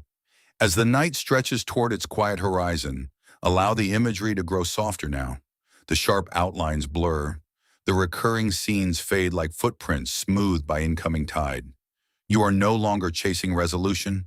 You are resting inside possibility. Your breathing slows. Your body feels supported by the surface beneath you, steady and patient.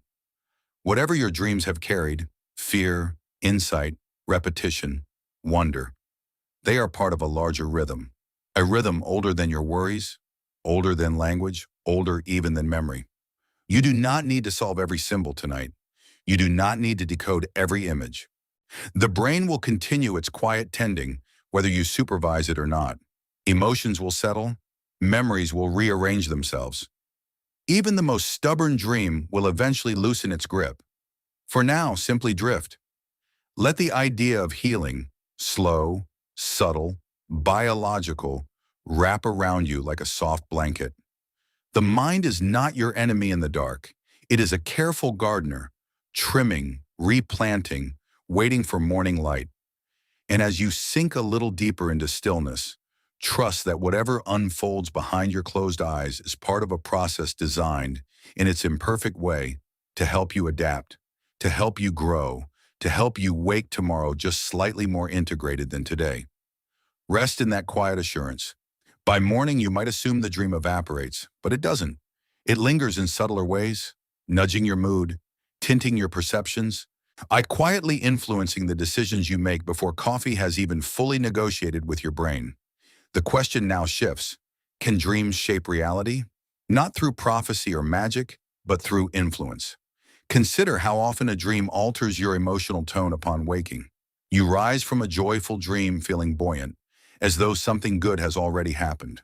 Or you wake from a tense one slightly guarded, scanning the day with unnecessary suspicion, as if your barista might suddenly transform into the monster from aisle 7 of your subconscious. Unlikely, but the nervous system likes to stay prepared. This carryover effect has been studied. Sleep researchers have found that emotional experiences in dreams can influence next-day mood and stress responses. Because REM sleep involves strong activation of emotional centers like the amygdala, the residue of that activation can persist into waking life. That's a measurable phenomenon, not poetic exaggeration. And beyond mood, dreams can influence decisions. In the early 20th century, psychologist Mary Wayton Calkins conducted systematic dream studies, cataloging themes and personal associations. Her work, though less celebrated than some of her male contemporaries, laid groundwork for understanding dream continuity with waking life. That's a historical fact often overlooked in mainstream narratives. Dreams, she argued, are not disconnected fantasies, but reflections of ongoing concerns. Modern research supports this continuity hypothesis. Studies show that dream content frequently incorporates recent experiences, personal goals, and unresolved dilemmas. When you dream about a problem repeatedly, your waking mind may approach it differently the next day. Not because the dream dictated a solution, but because it reframed the emotional landscape around it.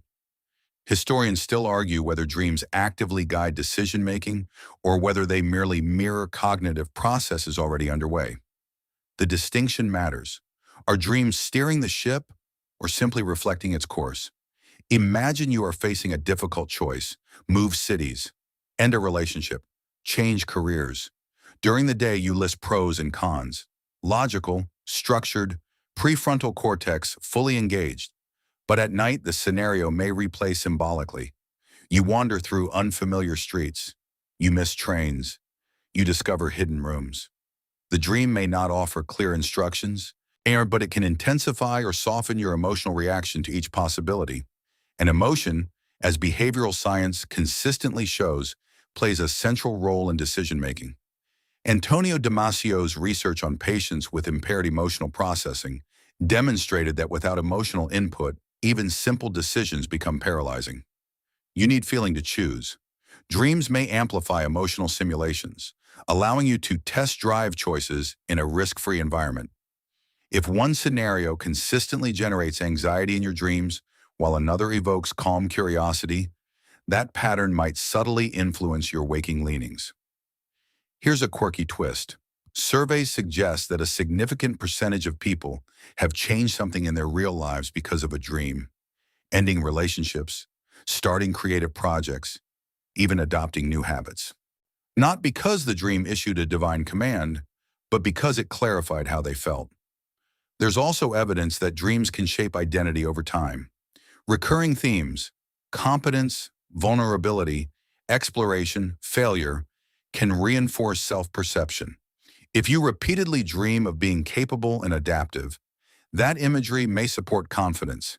If you repeatedly dream of being helpless, it might reflect or even reinforce insecurity. The brain is plastic. Neural pathways strengthen with repetition. Emotional narratives rehearsed during sleep may subtly fortify certain cognitive patterns. That doesn't mean dreams dictate destiny. It means they participate in shaping the internal models you carry into the world. And then there's the role of dreams in memory reconsolidation. When you recall a memory during waking or dreaming, it becomes temporarily malleable before being stored again. This process, known as reconsolidation, allows memories to be updated. During REM sleep, when emotional memories are reactivated, they may be subtly modified. Over time, this can shift how you interpret your past. Imagine a painful memory slowly losing its sting because each nighttime replay integrates it more fully. Or imagine a hopeful scenario gaining strength because it's rehearsed repeatedly in dreams. In both cases, your internal narrative evolves. Historians still argue whether this updating process occurs primarily during REM or whether non-REM stages play equal roles. Sleep architecture is complex. No single stage claims exclusive credit. Now think about creativity again, but in terms of life design. And when you dream of traveling somewhere unfamiliar, it may awaken dormant curiosity. When you dream of reconnecting with someone, it may prompt you to reach out. The action doesn't come from prophecy. It comes from emotional activation. Your brain simulates and then you respond. There's a philosophical angle here too. If your brain can generate convincing realities internally, and those realities influence your waking behavior, then dreams become part of the feedback loop that constructs your lived world. Not separate, not trivial, integrated. Even nightmares can shape you.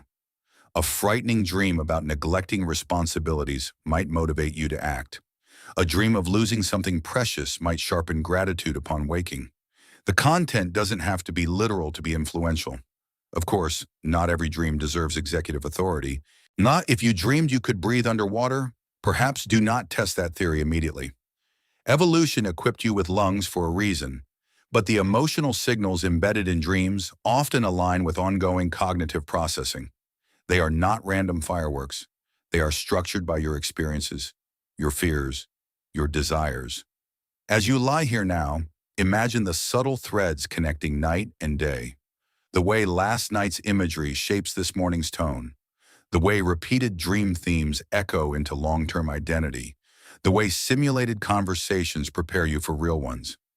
Dreams may not bend physical reality, but they absolutely participate in shaping the psychological one. And since your psychological reality guides how you interpret, choose, respond, and act, that influence is anything but imaginary. And just when you think the mind has exhausted its repertoire, memory, emotion, creativity, rehearsal, it drifts somewhere even stranger. You are floating above your body. You see yourself sleeping below, blankets rising and falling gently with each breath. The room looks almost accurate, though perhaps slightly distorted at the edges, like a stage set built from memory rather than wood. You move effortlessly, without muscles, without weight. There is no friction here. Out-of-body experiences, often reported during dreams, trauma, meditation, or near-death events, have fascinated humans for centuries. In many spiritual traditions, such experiences are interpreted as the soul temporarily leaving the body. The term astral projection appears in 19th century esoteric movements, describing conscious travel beyond physical form. But neuroscience offers another lens. In 2002, neurologist Olaf Blankum and colleagues conducted a now-famous experiment in Switzerland. By electrically stimulating a region of the brain called the temporoparietal junction, TPJ, they were able to induce out-of-body sensations in a patient. The TPJ integrates information from vision, touch, and proprioception, your sense of body position in space. Disrupt that integration, and your brain's model of where you are can shift dramatically. That's a documented, peer-reviewed finding. Your sense of embodiment, the feeling that you are located inside your body, is not automatic. It is constructed moment by neural networks stitching together sensory data. During REM sleep, Sensory input from the external world is largely reduced, and muscle paralysis alters proprioceptive feedback. And when under those conditions, the brain's body map can become flexible. Historians still argue whether ancient reports of soul flight represent purely neurological events interpreted through cultural frameworks, or whether such experiences should be understood through broader philosophical models of consciousness. The debate remains spirited, but consider what's happening biologically. Your brain maintains an internal simulation of your body's location. It predicts where your limbs are, how gravity acts on you, where your eyes are pointed. In waking life, sensory feedback corrects those predictions constantly. In dreams, that corrective input is minimal. The brain can shift perspective freely, placing your point of view outside your physical form without contradiction. It's a virtual reality system running without external calibration. There's also fascinating research involving the rubber hand illusion, where participants begin to feel ownership over a fake hand when visual and tactile cues are synchronized. This demonstrates how malleable body ownership can be. Your brain is surprisingly willing to update what counts as me if sensory information aligns convincingly. Now imagine that flexibility amplified during REM sleep. Floating sensations are also common during sleep onset, in the hypnagogic phase. As muscle tone decreases and the vestibular system, responsible for balance, shifts activity, your brain may interpret the absence of normal bodily feedback as movement. The result? Flying, drifting, hovering. A quirky historical footnote. In the 19th century, the Society for Psychical Research collected thousands of first-hand accounts of out-of-body and near-death experiences. Some investigators hoped to prove survival of consciousness beyond the body. Others approached the data cautiously. Historians still argue whether early researchers were pioneers of consciousness studies or overly eager believers in paranormal explanations. Modern imaging studies suggest that vivid out-of-body experiences correlate with altered activity in multisensory integration regions like the TPJ and precuneus.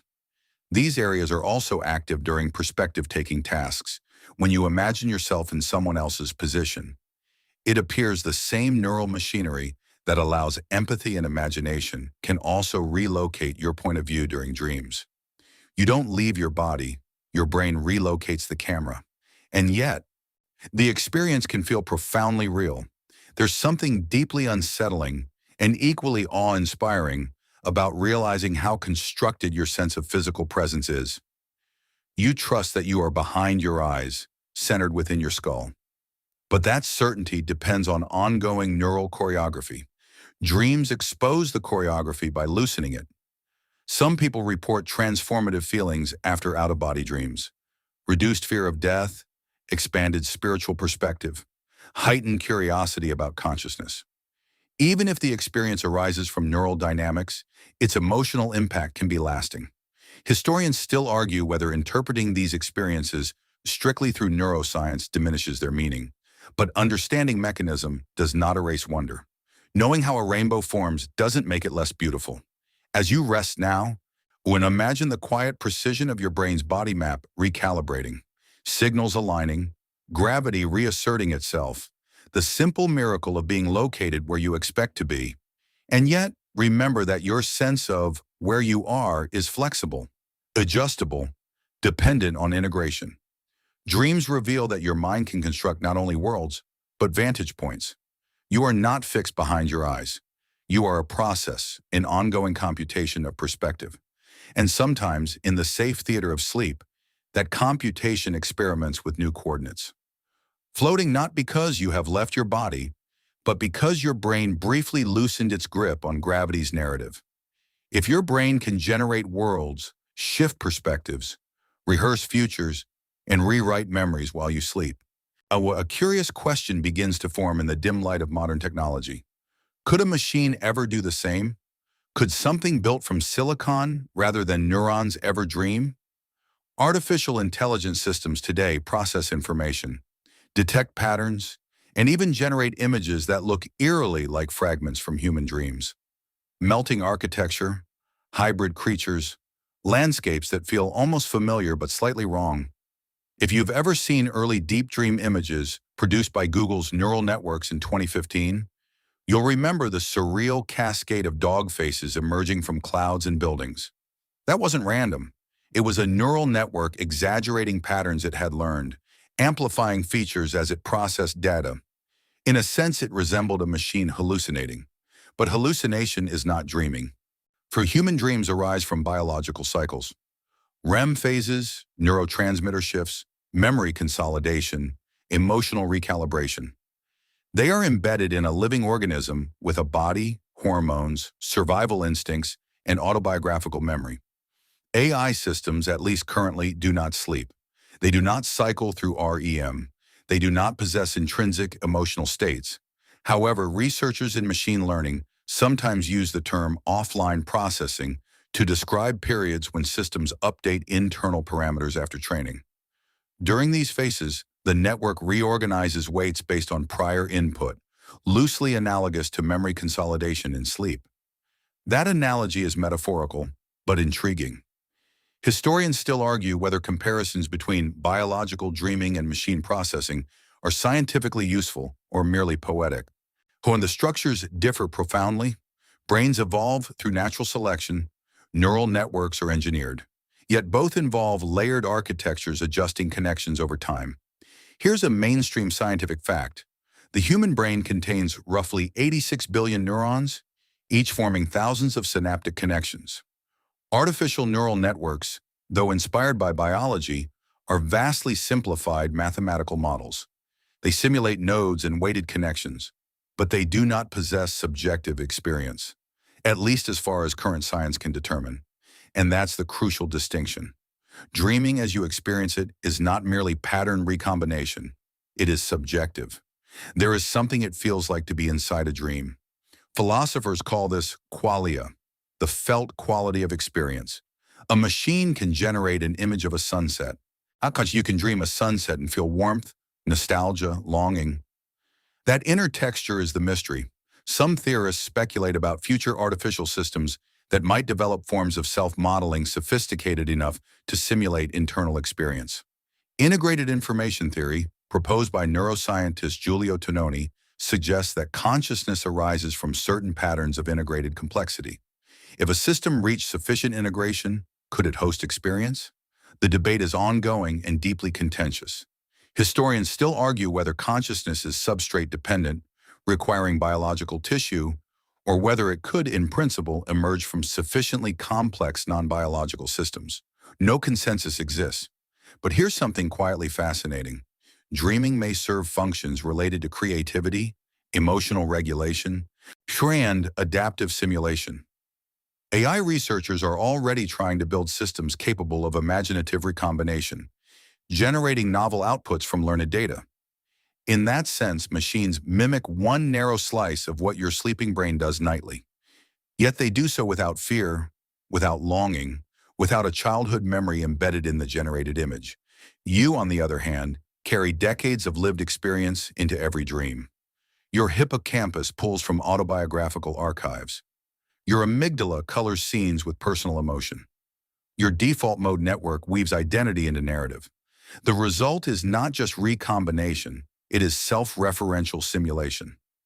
A quirky twist, some robotics researchers have experimented with dream phases in reinforcement learning models, where virtual agents replay experiences in simulated environments to improve future performance. These replay mechanisms echo hippocampal replay observed in sleeping animals. The terminology is playful, but the inspiration is biological. Still, a robot replaying data is not the same as you dreaming of flying over your childhood home while feeling a bittersweet ache you can't quite name. The gap between processing and experiencing remains vast, and yet thinking about dreaming machines illuminates something about you. It highlights how extraordinary your nightly state truly is. You are not just running algorithms, you are inhabiting them. When you dream, your brain generates a world and then inserts a model of you inside that world. That recursive layering, world within brain, self within world, an awareness within self is staggeringly complex. Historians still argue whether human consciousness is best understood computationally or whether such metaphors inevitably fall short. Perhaps both views capture fragments of truth. As you lie here now, On the edge of another sleep cycle, consider the contrast. Somewhere, servers hum in climate-controlled rooms, processing vast data sets. Meanwhile, inside your skull, a biological network evolved over millions of years prepares to construct a private universe tailored precisely to your memories and emotions. No engineer schedules it, no code explicitly scripts it, it emerges.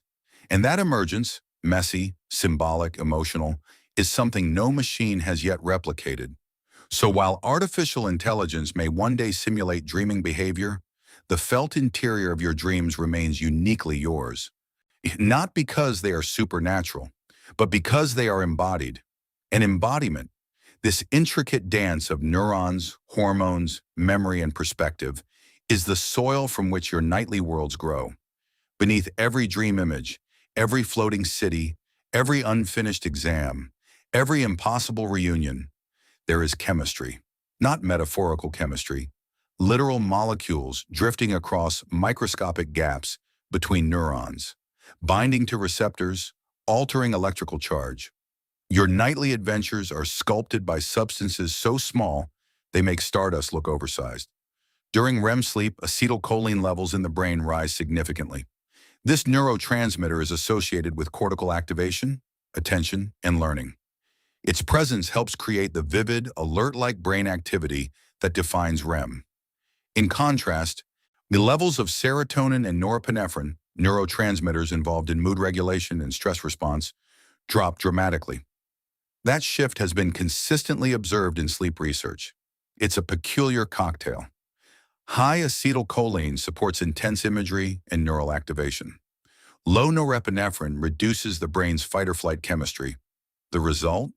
You can experience dramatic scenarios without the full biochemical panic response of waking life. It's emotional theater with softer lighting. Dopamine also plays a role.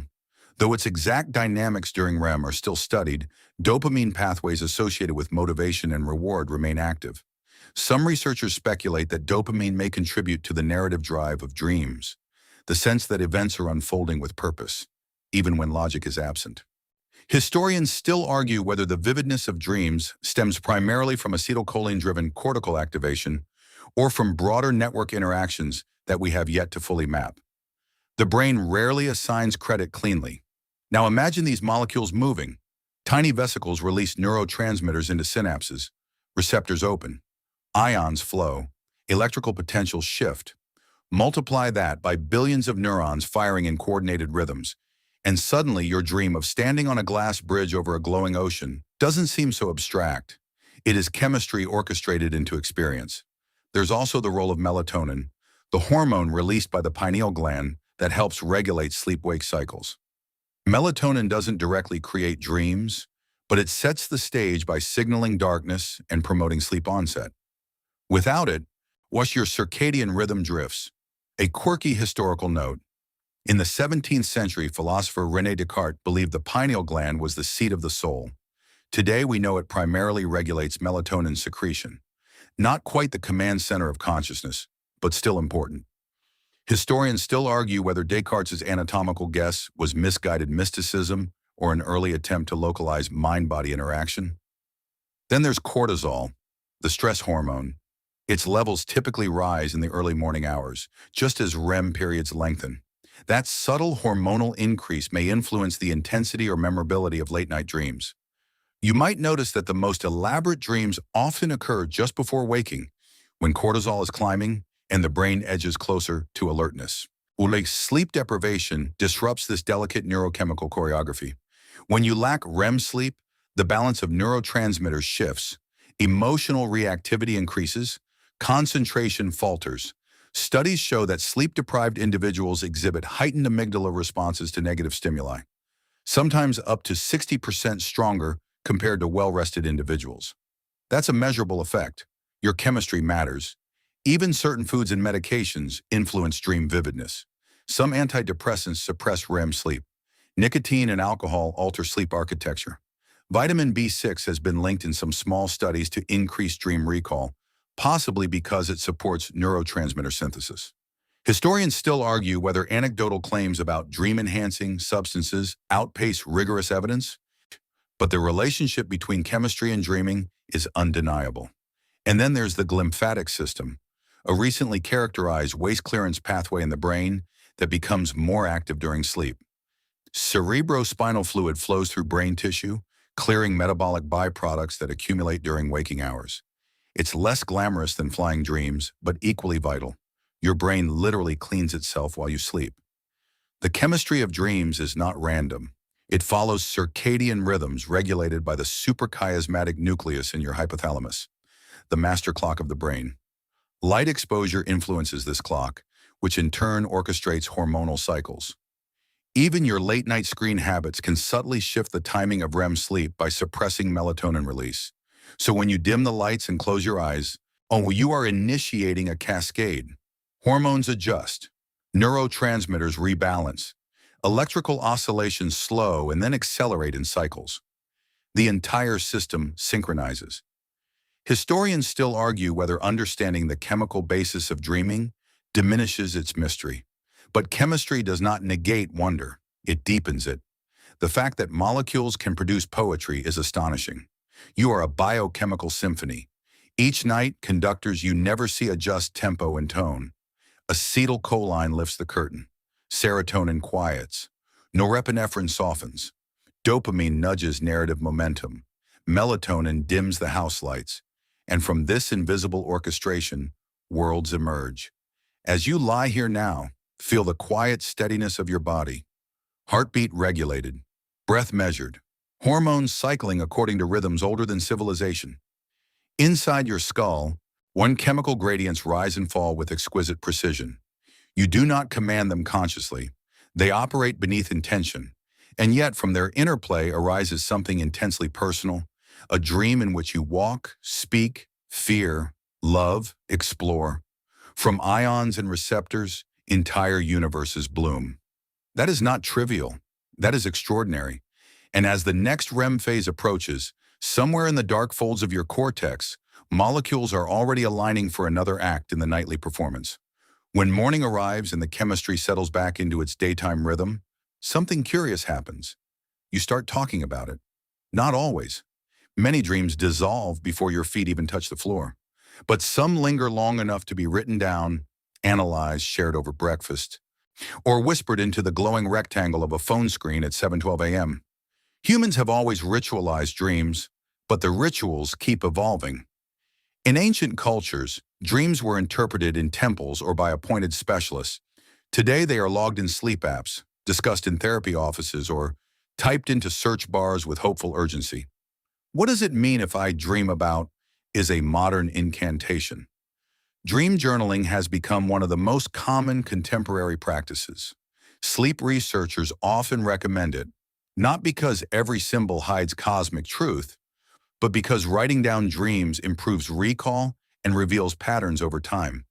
That's supported by cognitive psychology. Attention and repetition strengthen memory encoding. If you consistently record dreams upon waking, your brain becomes more likely to retain them. It's a feedback loop. Attention increases recall. Recall increases attention. There's also the rise of sleep laboratories, controlled environments where brain waves, eye movements, heart rate, and muscle tone are monitored overnight. Polysomnography, the comprehensive recording of physiological sleep data, has been a cornerstone of sleep medicine since the mid-20th century. That's a mainstream medical fact. What was once mystical territory is now wired with electrodes. And yet, even in labs filled with equipment, dreams remain subjective experiences. Researchers can wake participants during REM and ask for reports. They can correlate neural patterns with narrative themes, but they cannot directly access the imagery itself. The dream remains privately rendered. Historians still argue whether modern scientific frameworks have demystified dreaming or simply translated it into different language. Instead of gods, we speak of neurotransmitters. Instead of prophecy, predictive coding. But the underlying awe often persists. There's also a cultural shift happening online. Entire communities gather to share and compare dreams. Some treat them psychologically, others spiritually, others artistically. The internet has become a kind of global dream circle, though occasionally with less incense and more Wi-Fi buffering. A quirky modern phenomenon, Wearable sleep trackers now estimate REM cycles based on heart rate variability and movement patterns. While not as precise as clinical equipment, they give users a sense of participation in their own sleep science. You can wake up, glance at a graph, and say, "Ah yes, 22% REM, explains the flying jellyfish." Of course, historians still argue whether consumer sleep tech oversimplifies complex neurophysiology. Sleep is not perfectly captured by wrist data alone, but the desire to quantify dreams reflects something ancient, the urge to understand the night. There's also a growing interest in lucid dreaming training, supported by smartphone reminders and reality check techniques. Some practitioners use methods like mild mnemonic induction of lucid dreams, or WBTB, wake back to bed, to increase lucidity frequency. These techniques are studied in sleep labs with mixed but promising results. The blending of ancient dream yoga concepts with modern cognitive training is a fascinating cultural convergence. Meanwhile, therapists integrate dream discussion into evidence-based modalities. Even clinicians who don't subscribe to Freudian symbolism may ask about dream themes to explore emotional processing. Dreams become narrative tools, windows into current stressors or internal conflicts. And then there's art. Contemporary filmmakers, writers, and digital artists often draw explicitly from dream logic. Surreal transitions, nonlinear timelines, symbolic landscapes, these creative choices echo the architecture of REM sleep. Your nightly brain becomes aesthetic inspiration. Historians still argue whether modern society, with its artificial lighting and fragmented sleep schedules, has altered the way we dream compared to pre-industrial eras. Before electric light, humans often experienced segmented sleep, two distinct sleep periods separated by a waking interval. And some researchers speculate that this pattern may have influenced dream recall frequency. The debate continues, softly and inconclusively. What's undeniable is this: dreams have not disappeared under the weight of science. They have adapted. They now live simultaneously in MRI scanners, therapy sessions, Reddit threads, and watercolor paintings. As you lie here tonight, perhaps you imagine yourself as part of that continuum. Ancient temple sleeper, medieval mystic, 19th century psychoanalytic patient, 21st century app user checking REM statistics before breakfast. Different frameworks, same phenomenon, and perhaps that continuity reveals something profound. Dreams persist because they are woven into the architecture of being human. No era has managed to ignore them completely. Not priests, not philosophers, not neuroscientists, not you. Tomorrow morning, if you remember even a fragment, a color, a face, a sensation, you might pause. You might jot it down. Not because it predicts your destiny, not because it encodes a secret message, but because it reflects your mind in motion. Dreams are data. They are stories. They are emotional rehearsals. They are cultural artifacts. And above all, they are experiences. Intensely personal, biologically grounded, historically interpreted in countless ways. The night does not belong solely to myth or to measurement. It belongs to you, drifting between both. And now, after temples and laboratories, neurotransmitters and neural networks, you arrive at the quiet crossroads where the debate still hums. Are dreams meaningful signals, or are they beautifully elaborate noise? In 1977, psychiatrists J. Allen Hobson and Robert McCarley proposed the activation synthesis theory of dreaming. According to this model, dreams result from random bursts of neural activity originating in the brainstem during REM sleep. The cortex, ever eager to make sense of chaos, synthesizes these signals into coherent narratives. In this view, your dream isn't a coded message or adaptive simulation. It's your brain improvising a story to explain spontaneous activation. That theory marked a major turning point in sleep science. It shifted emphasis away from symbolic interpretation and toward neurobiology. Random activation first, meaning second. It's a mainstream milestone in dream research. Under this model, when your brainstem fires signals that activate visual and emotional regions, your cortex scrambles to integrate them. You get a storyline because your brain abhors incoherence. It stitches fragments together like a late-night editor racing a deadline. And honestly, that explains a lot. Why does your high school math teacher appear in your childhood home while you're somehow underwater, but also giving a presentation? Because multiple networks activated simultaneously, and your cortex said, sure, we can work with this. But critics argue the theory oversimplifies. Dream content is not entirely random. Studies show consistent incorporation of waking concerns, emotional themes, and recent experiences. If dreams were pure noise, why would they so reliably reflect personal relevance? Historians still argue whether activation synthesis underestimates the brain's structured processing during sleep. The original theory has since been revised. Hobson himself later acknowledged that dream generation involves more than randomness. It includes motivation, emotion, and memory systems. So perhaps it's not signal versus noise. Perhaps it's signal within noise. Consider this. Even if REM activation begins spontaneously, the material your cortex uses to construct dreams comes from your own memory banks. The randomness may lie in the trigger, but the content pool is deeply personal. It's like shuffling a deck. The order may be random, but the cards are yours. There's also the predictive processing framework, increasingly influential in neuroscience. According to this view, the brain constantly generates predictions and updates them based on sensory input. During sleep, sensory input is reduced so predictions run unchecked. Well, dreams may represent the brain free-running its generative model of the world. Not random, but unconstrained. Historians still argue whether predictive coding offers a more comprehensive explanation of dreaming than activation synthesis. The field remains lively. And then there's the philosophical layer.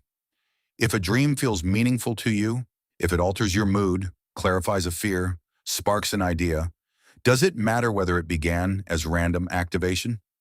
Meaning is not only about origin, it's about effect. A song generated by algorithm can still move someone to tears. A coincidence can still change a life. Perhaps dreams operate similarly. There's also evidence from neuroimaging that dream content correlates with specific brain region activation. Visual areas activate during visually rich dreams. Motor areas activate when you dream of movement. And emotional centers light up during intense scenes. This mapping suggests structured neural engagement, not arbitrary chaos. At the same time, not every dream holds deep insight. Some are fragmentary, some are mundane, some are frankly logistical nonsense. Your brain, like any creative engine, produces drafts of varying quality. The signal or noise debate may be asking the wrong question. Dreams might be emergent phenomena, arising from interacting systems without a single governing purpose. Memory consolidation, emotional regulation, threat simulation, predictive modeling, all operating in parallel. No singular explanation captures the entirety. Historians still argue because the brain resists tidy conclusions.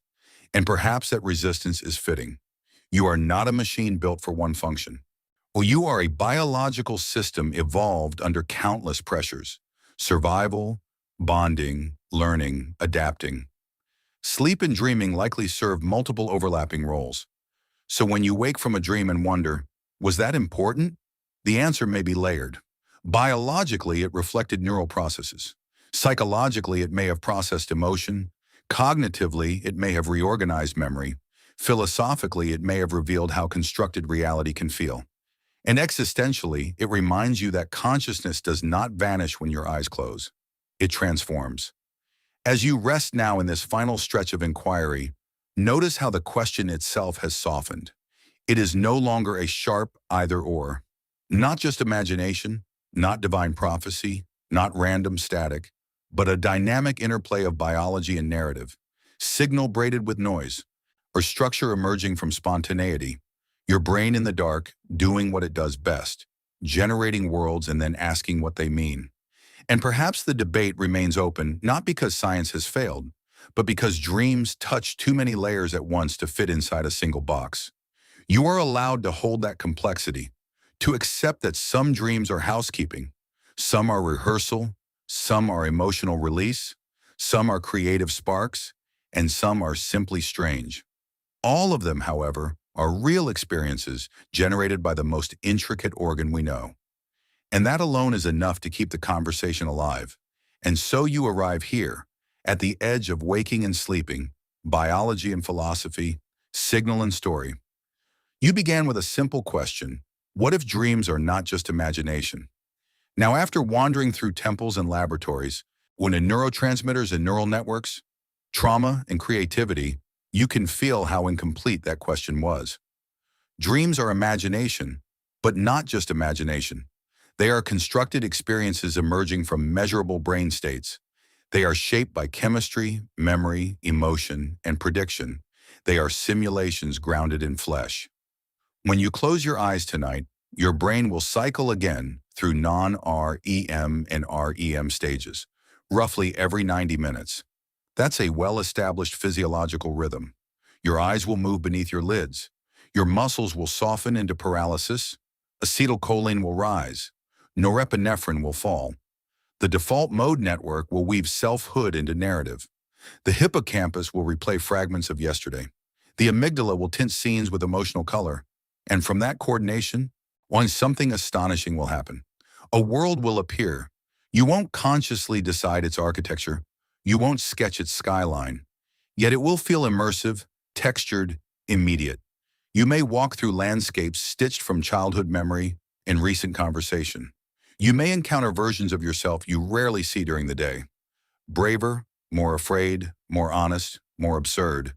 Historians still argue whether dreaming is primarily adaptive simulation, emotional regulation, predictive modeling, or neural byproduct.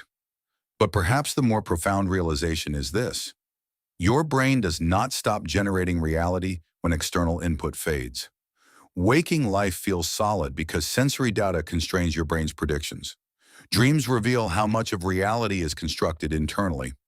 When those constraints loosen, the construction continues anyway. That insight carries weight. If your brain can generate convincing worlds in sleep, then your experience of waking life is also an interpretation, one guided by sensory evidence, yes, but still assembled from neural activity. This doesn't make reality fake. It makes perception participatory. You are not passively receiving the world. You are actively modeling it. Dreams are simply modeling without external correction. And here's a subtle shift. When you recognize that dreaming is a natural extension of consciousness rather than a meaningless glitch, the night becomes less mysterious in a frightening way and more mysterious in a beautiful way. Your sleeping mind is not idle. It is integrating, rehearsing, experimenting, recalibrating emotion, reweaving identity. Even the strangest dream reflects neural processes designed to help you adapt. There is humility in that knowledge. The same organ that sometimes forgets why you walked into a room is also capable of constructing entire galaxies while you sleep. It is imperfect and extraordinary at once. A quirky reminder: you will spend roughly 6 years of your life dreaming if you live to 80. 6 years inside internally generated worlds. That's not a trivial side note. That's a substantial portion of your existence unfolding beyond daylight awareness. Historians still argue whether society undervalues this dimension of human life simply because it is private and ephemeral. Dreams don't leave physical artifacts. They evaporate unless captured in words. But their impact on mood, creativity, memory, identity ripples outward. As you lie here now, perhaps feeling sleep's gravity gently tugging at your thoughts, consider how differently you might approach the night. Not as a shutdown, not as wasted time, but as entry into a parallel mode of processing, less constrained, more symbolic, biologically purposeful. You do not need to decode every dream. You do not need to treat every image as sacred instruction, but you can acknowledge that the experience itself is real, generated by a living brain performing complex work. Dreams are not supernatural messages. They are not empty static. They are emergent phenomena arising from the dance of neurons, hormones, memories, and predictions. They are what your brain does when left alone with itself. And that perhaps is the quiet revelation. When the lights go out and the world falls silent, you do not disappear. You transform. And your consciousness shifts mode, explores variations, tests emotions, reshapes experience. And by morning, whether you remember the journey or not, something subtle may have changed. A memory stabilized, an emotion softened, an idea sparked, a fear rehearsed. You wake slightly updated, slightly reorganized, still you, but gently revised. So tonight, as you drift, let the question soften. What if dreams are not just imagination? What if imagination is one of the brain's most essential tools for survival, healing, and growth? In the darkness behind your eyelids, entire universes are waiting. Not mystical realms, not random noise, but living simulations woven from the fabric of your own mind. And when you wake, you carry traces of them back into the light. As the pace slows now, let the ideas loosen their edges. Well, you don't need to hold on to every theory, every neurotransmitter, every historical debate. Let them drift like faint constellations fading with dawn. What remains is simpler. You sleep, your brain continues. Worlds bloom quietly in the dark. Feel the steady rhythm of your breathing, the subtle rise and fall in your chest, the quiet assurance that while you rest, countless microscopic processes are unfolding with gentle precision. Memories filing themselves away, emotions softening, connections forming in silence. You are not lost in sleep. You are tended by it. The night is not an empty void. It is a different landscape of consciousness, one that asks nothing from you except surrender. So allow yourself to drift without needing answers. Let the remaining thoughts grow slower, softer, more distant. Your mind knows how to do this. When it has practiced every night of your life, and as you ease fully into that familiar darkness, trust that whatever dreams come are simply your brain continuing its quiet, intricate work, shaping, integrating, imagining. Rest now.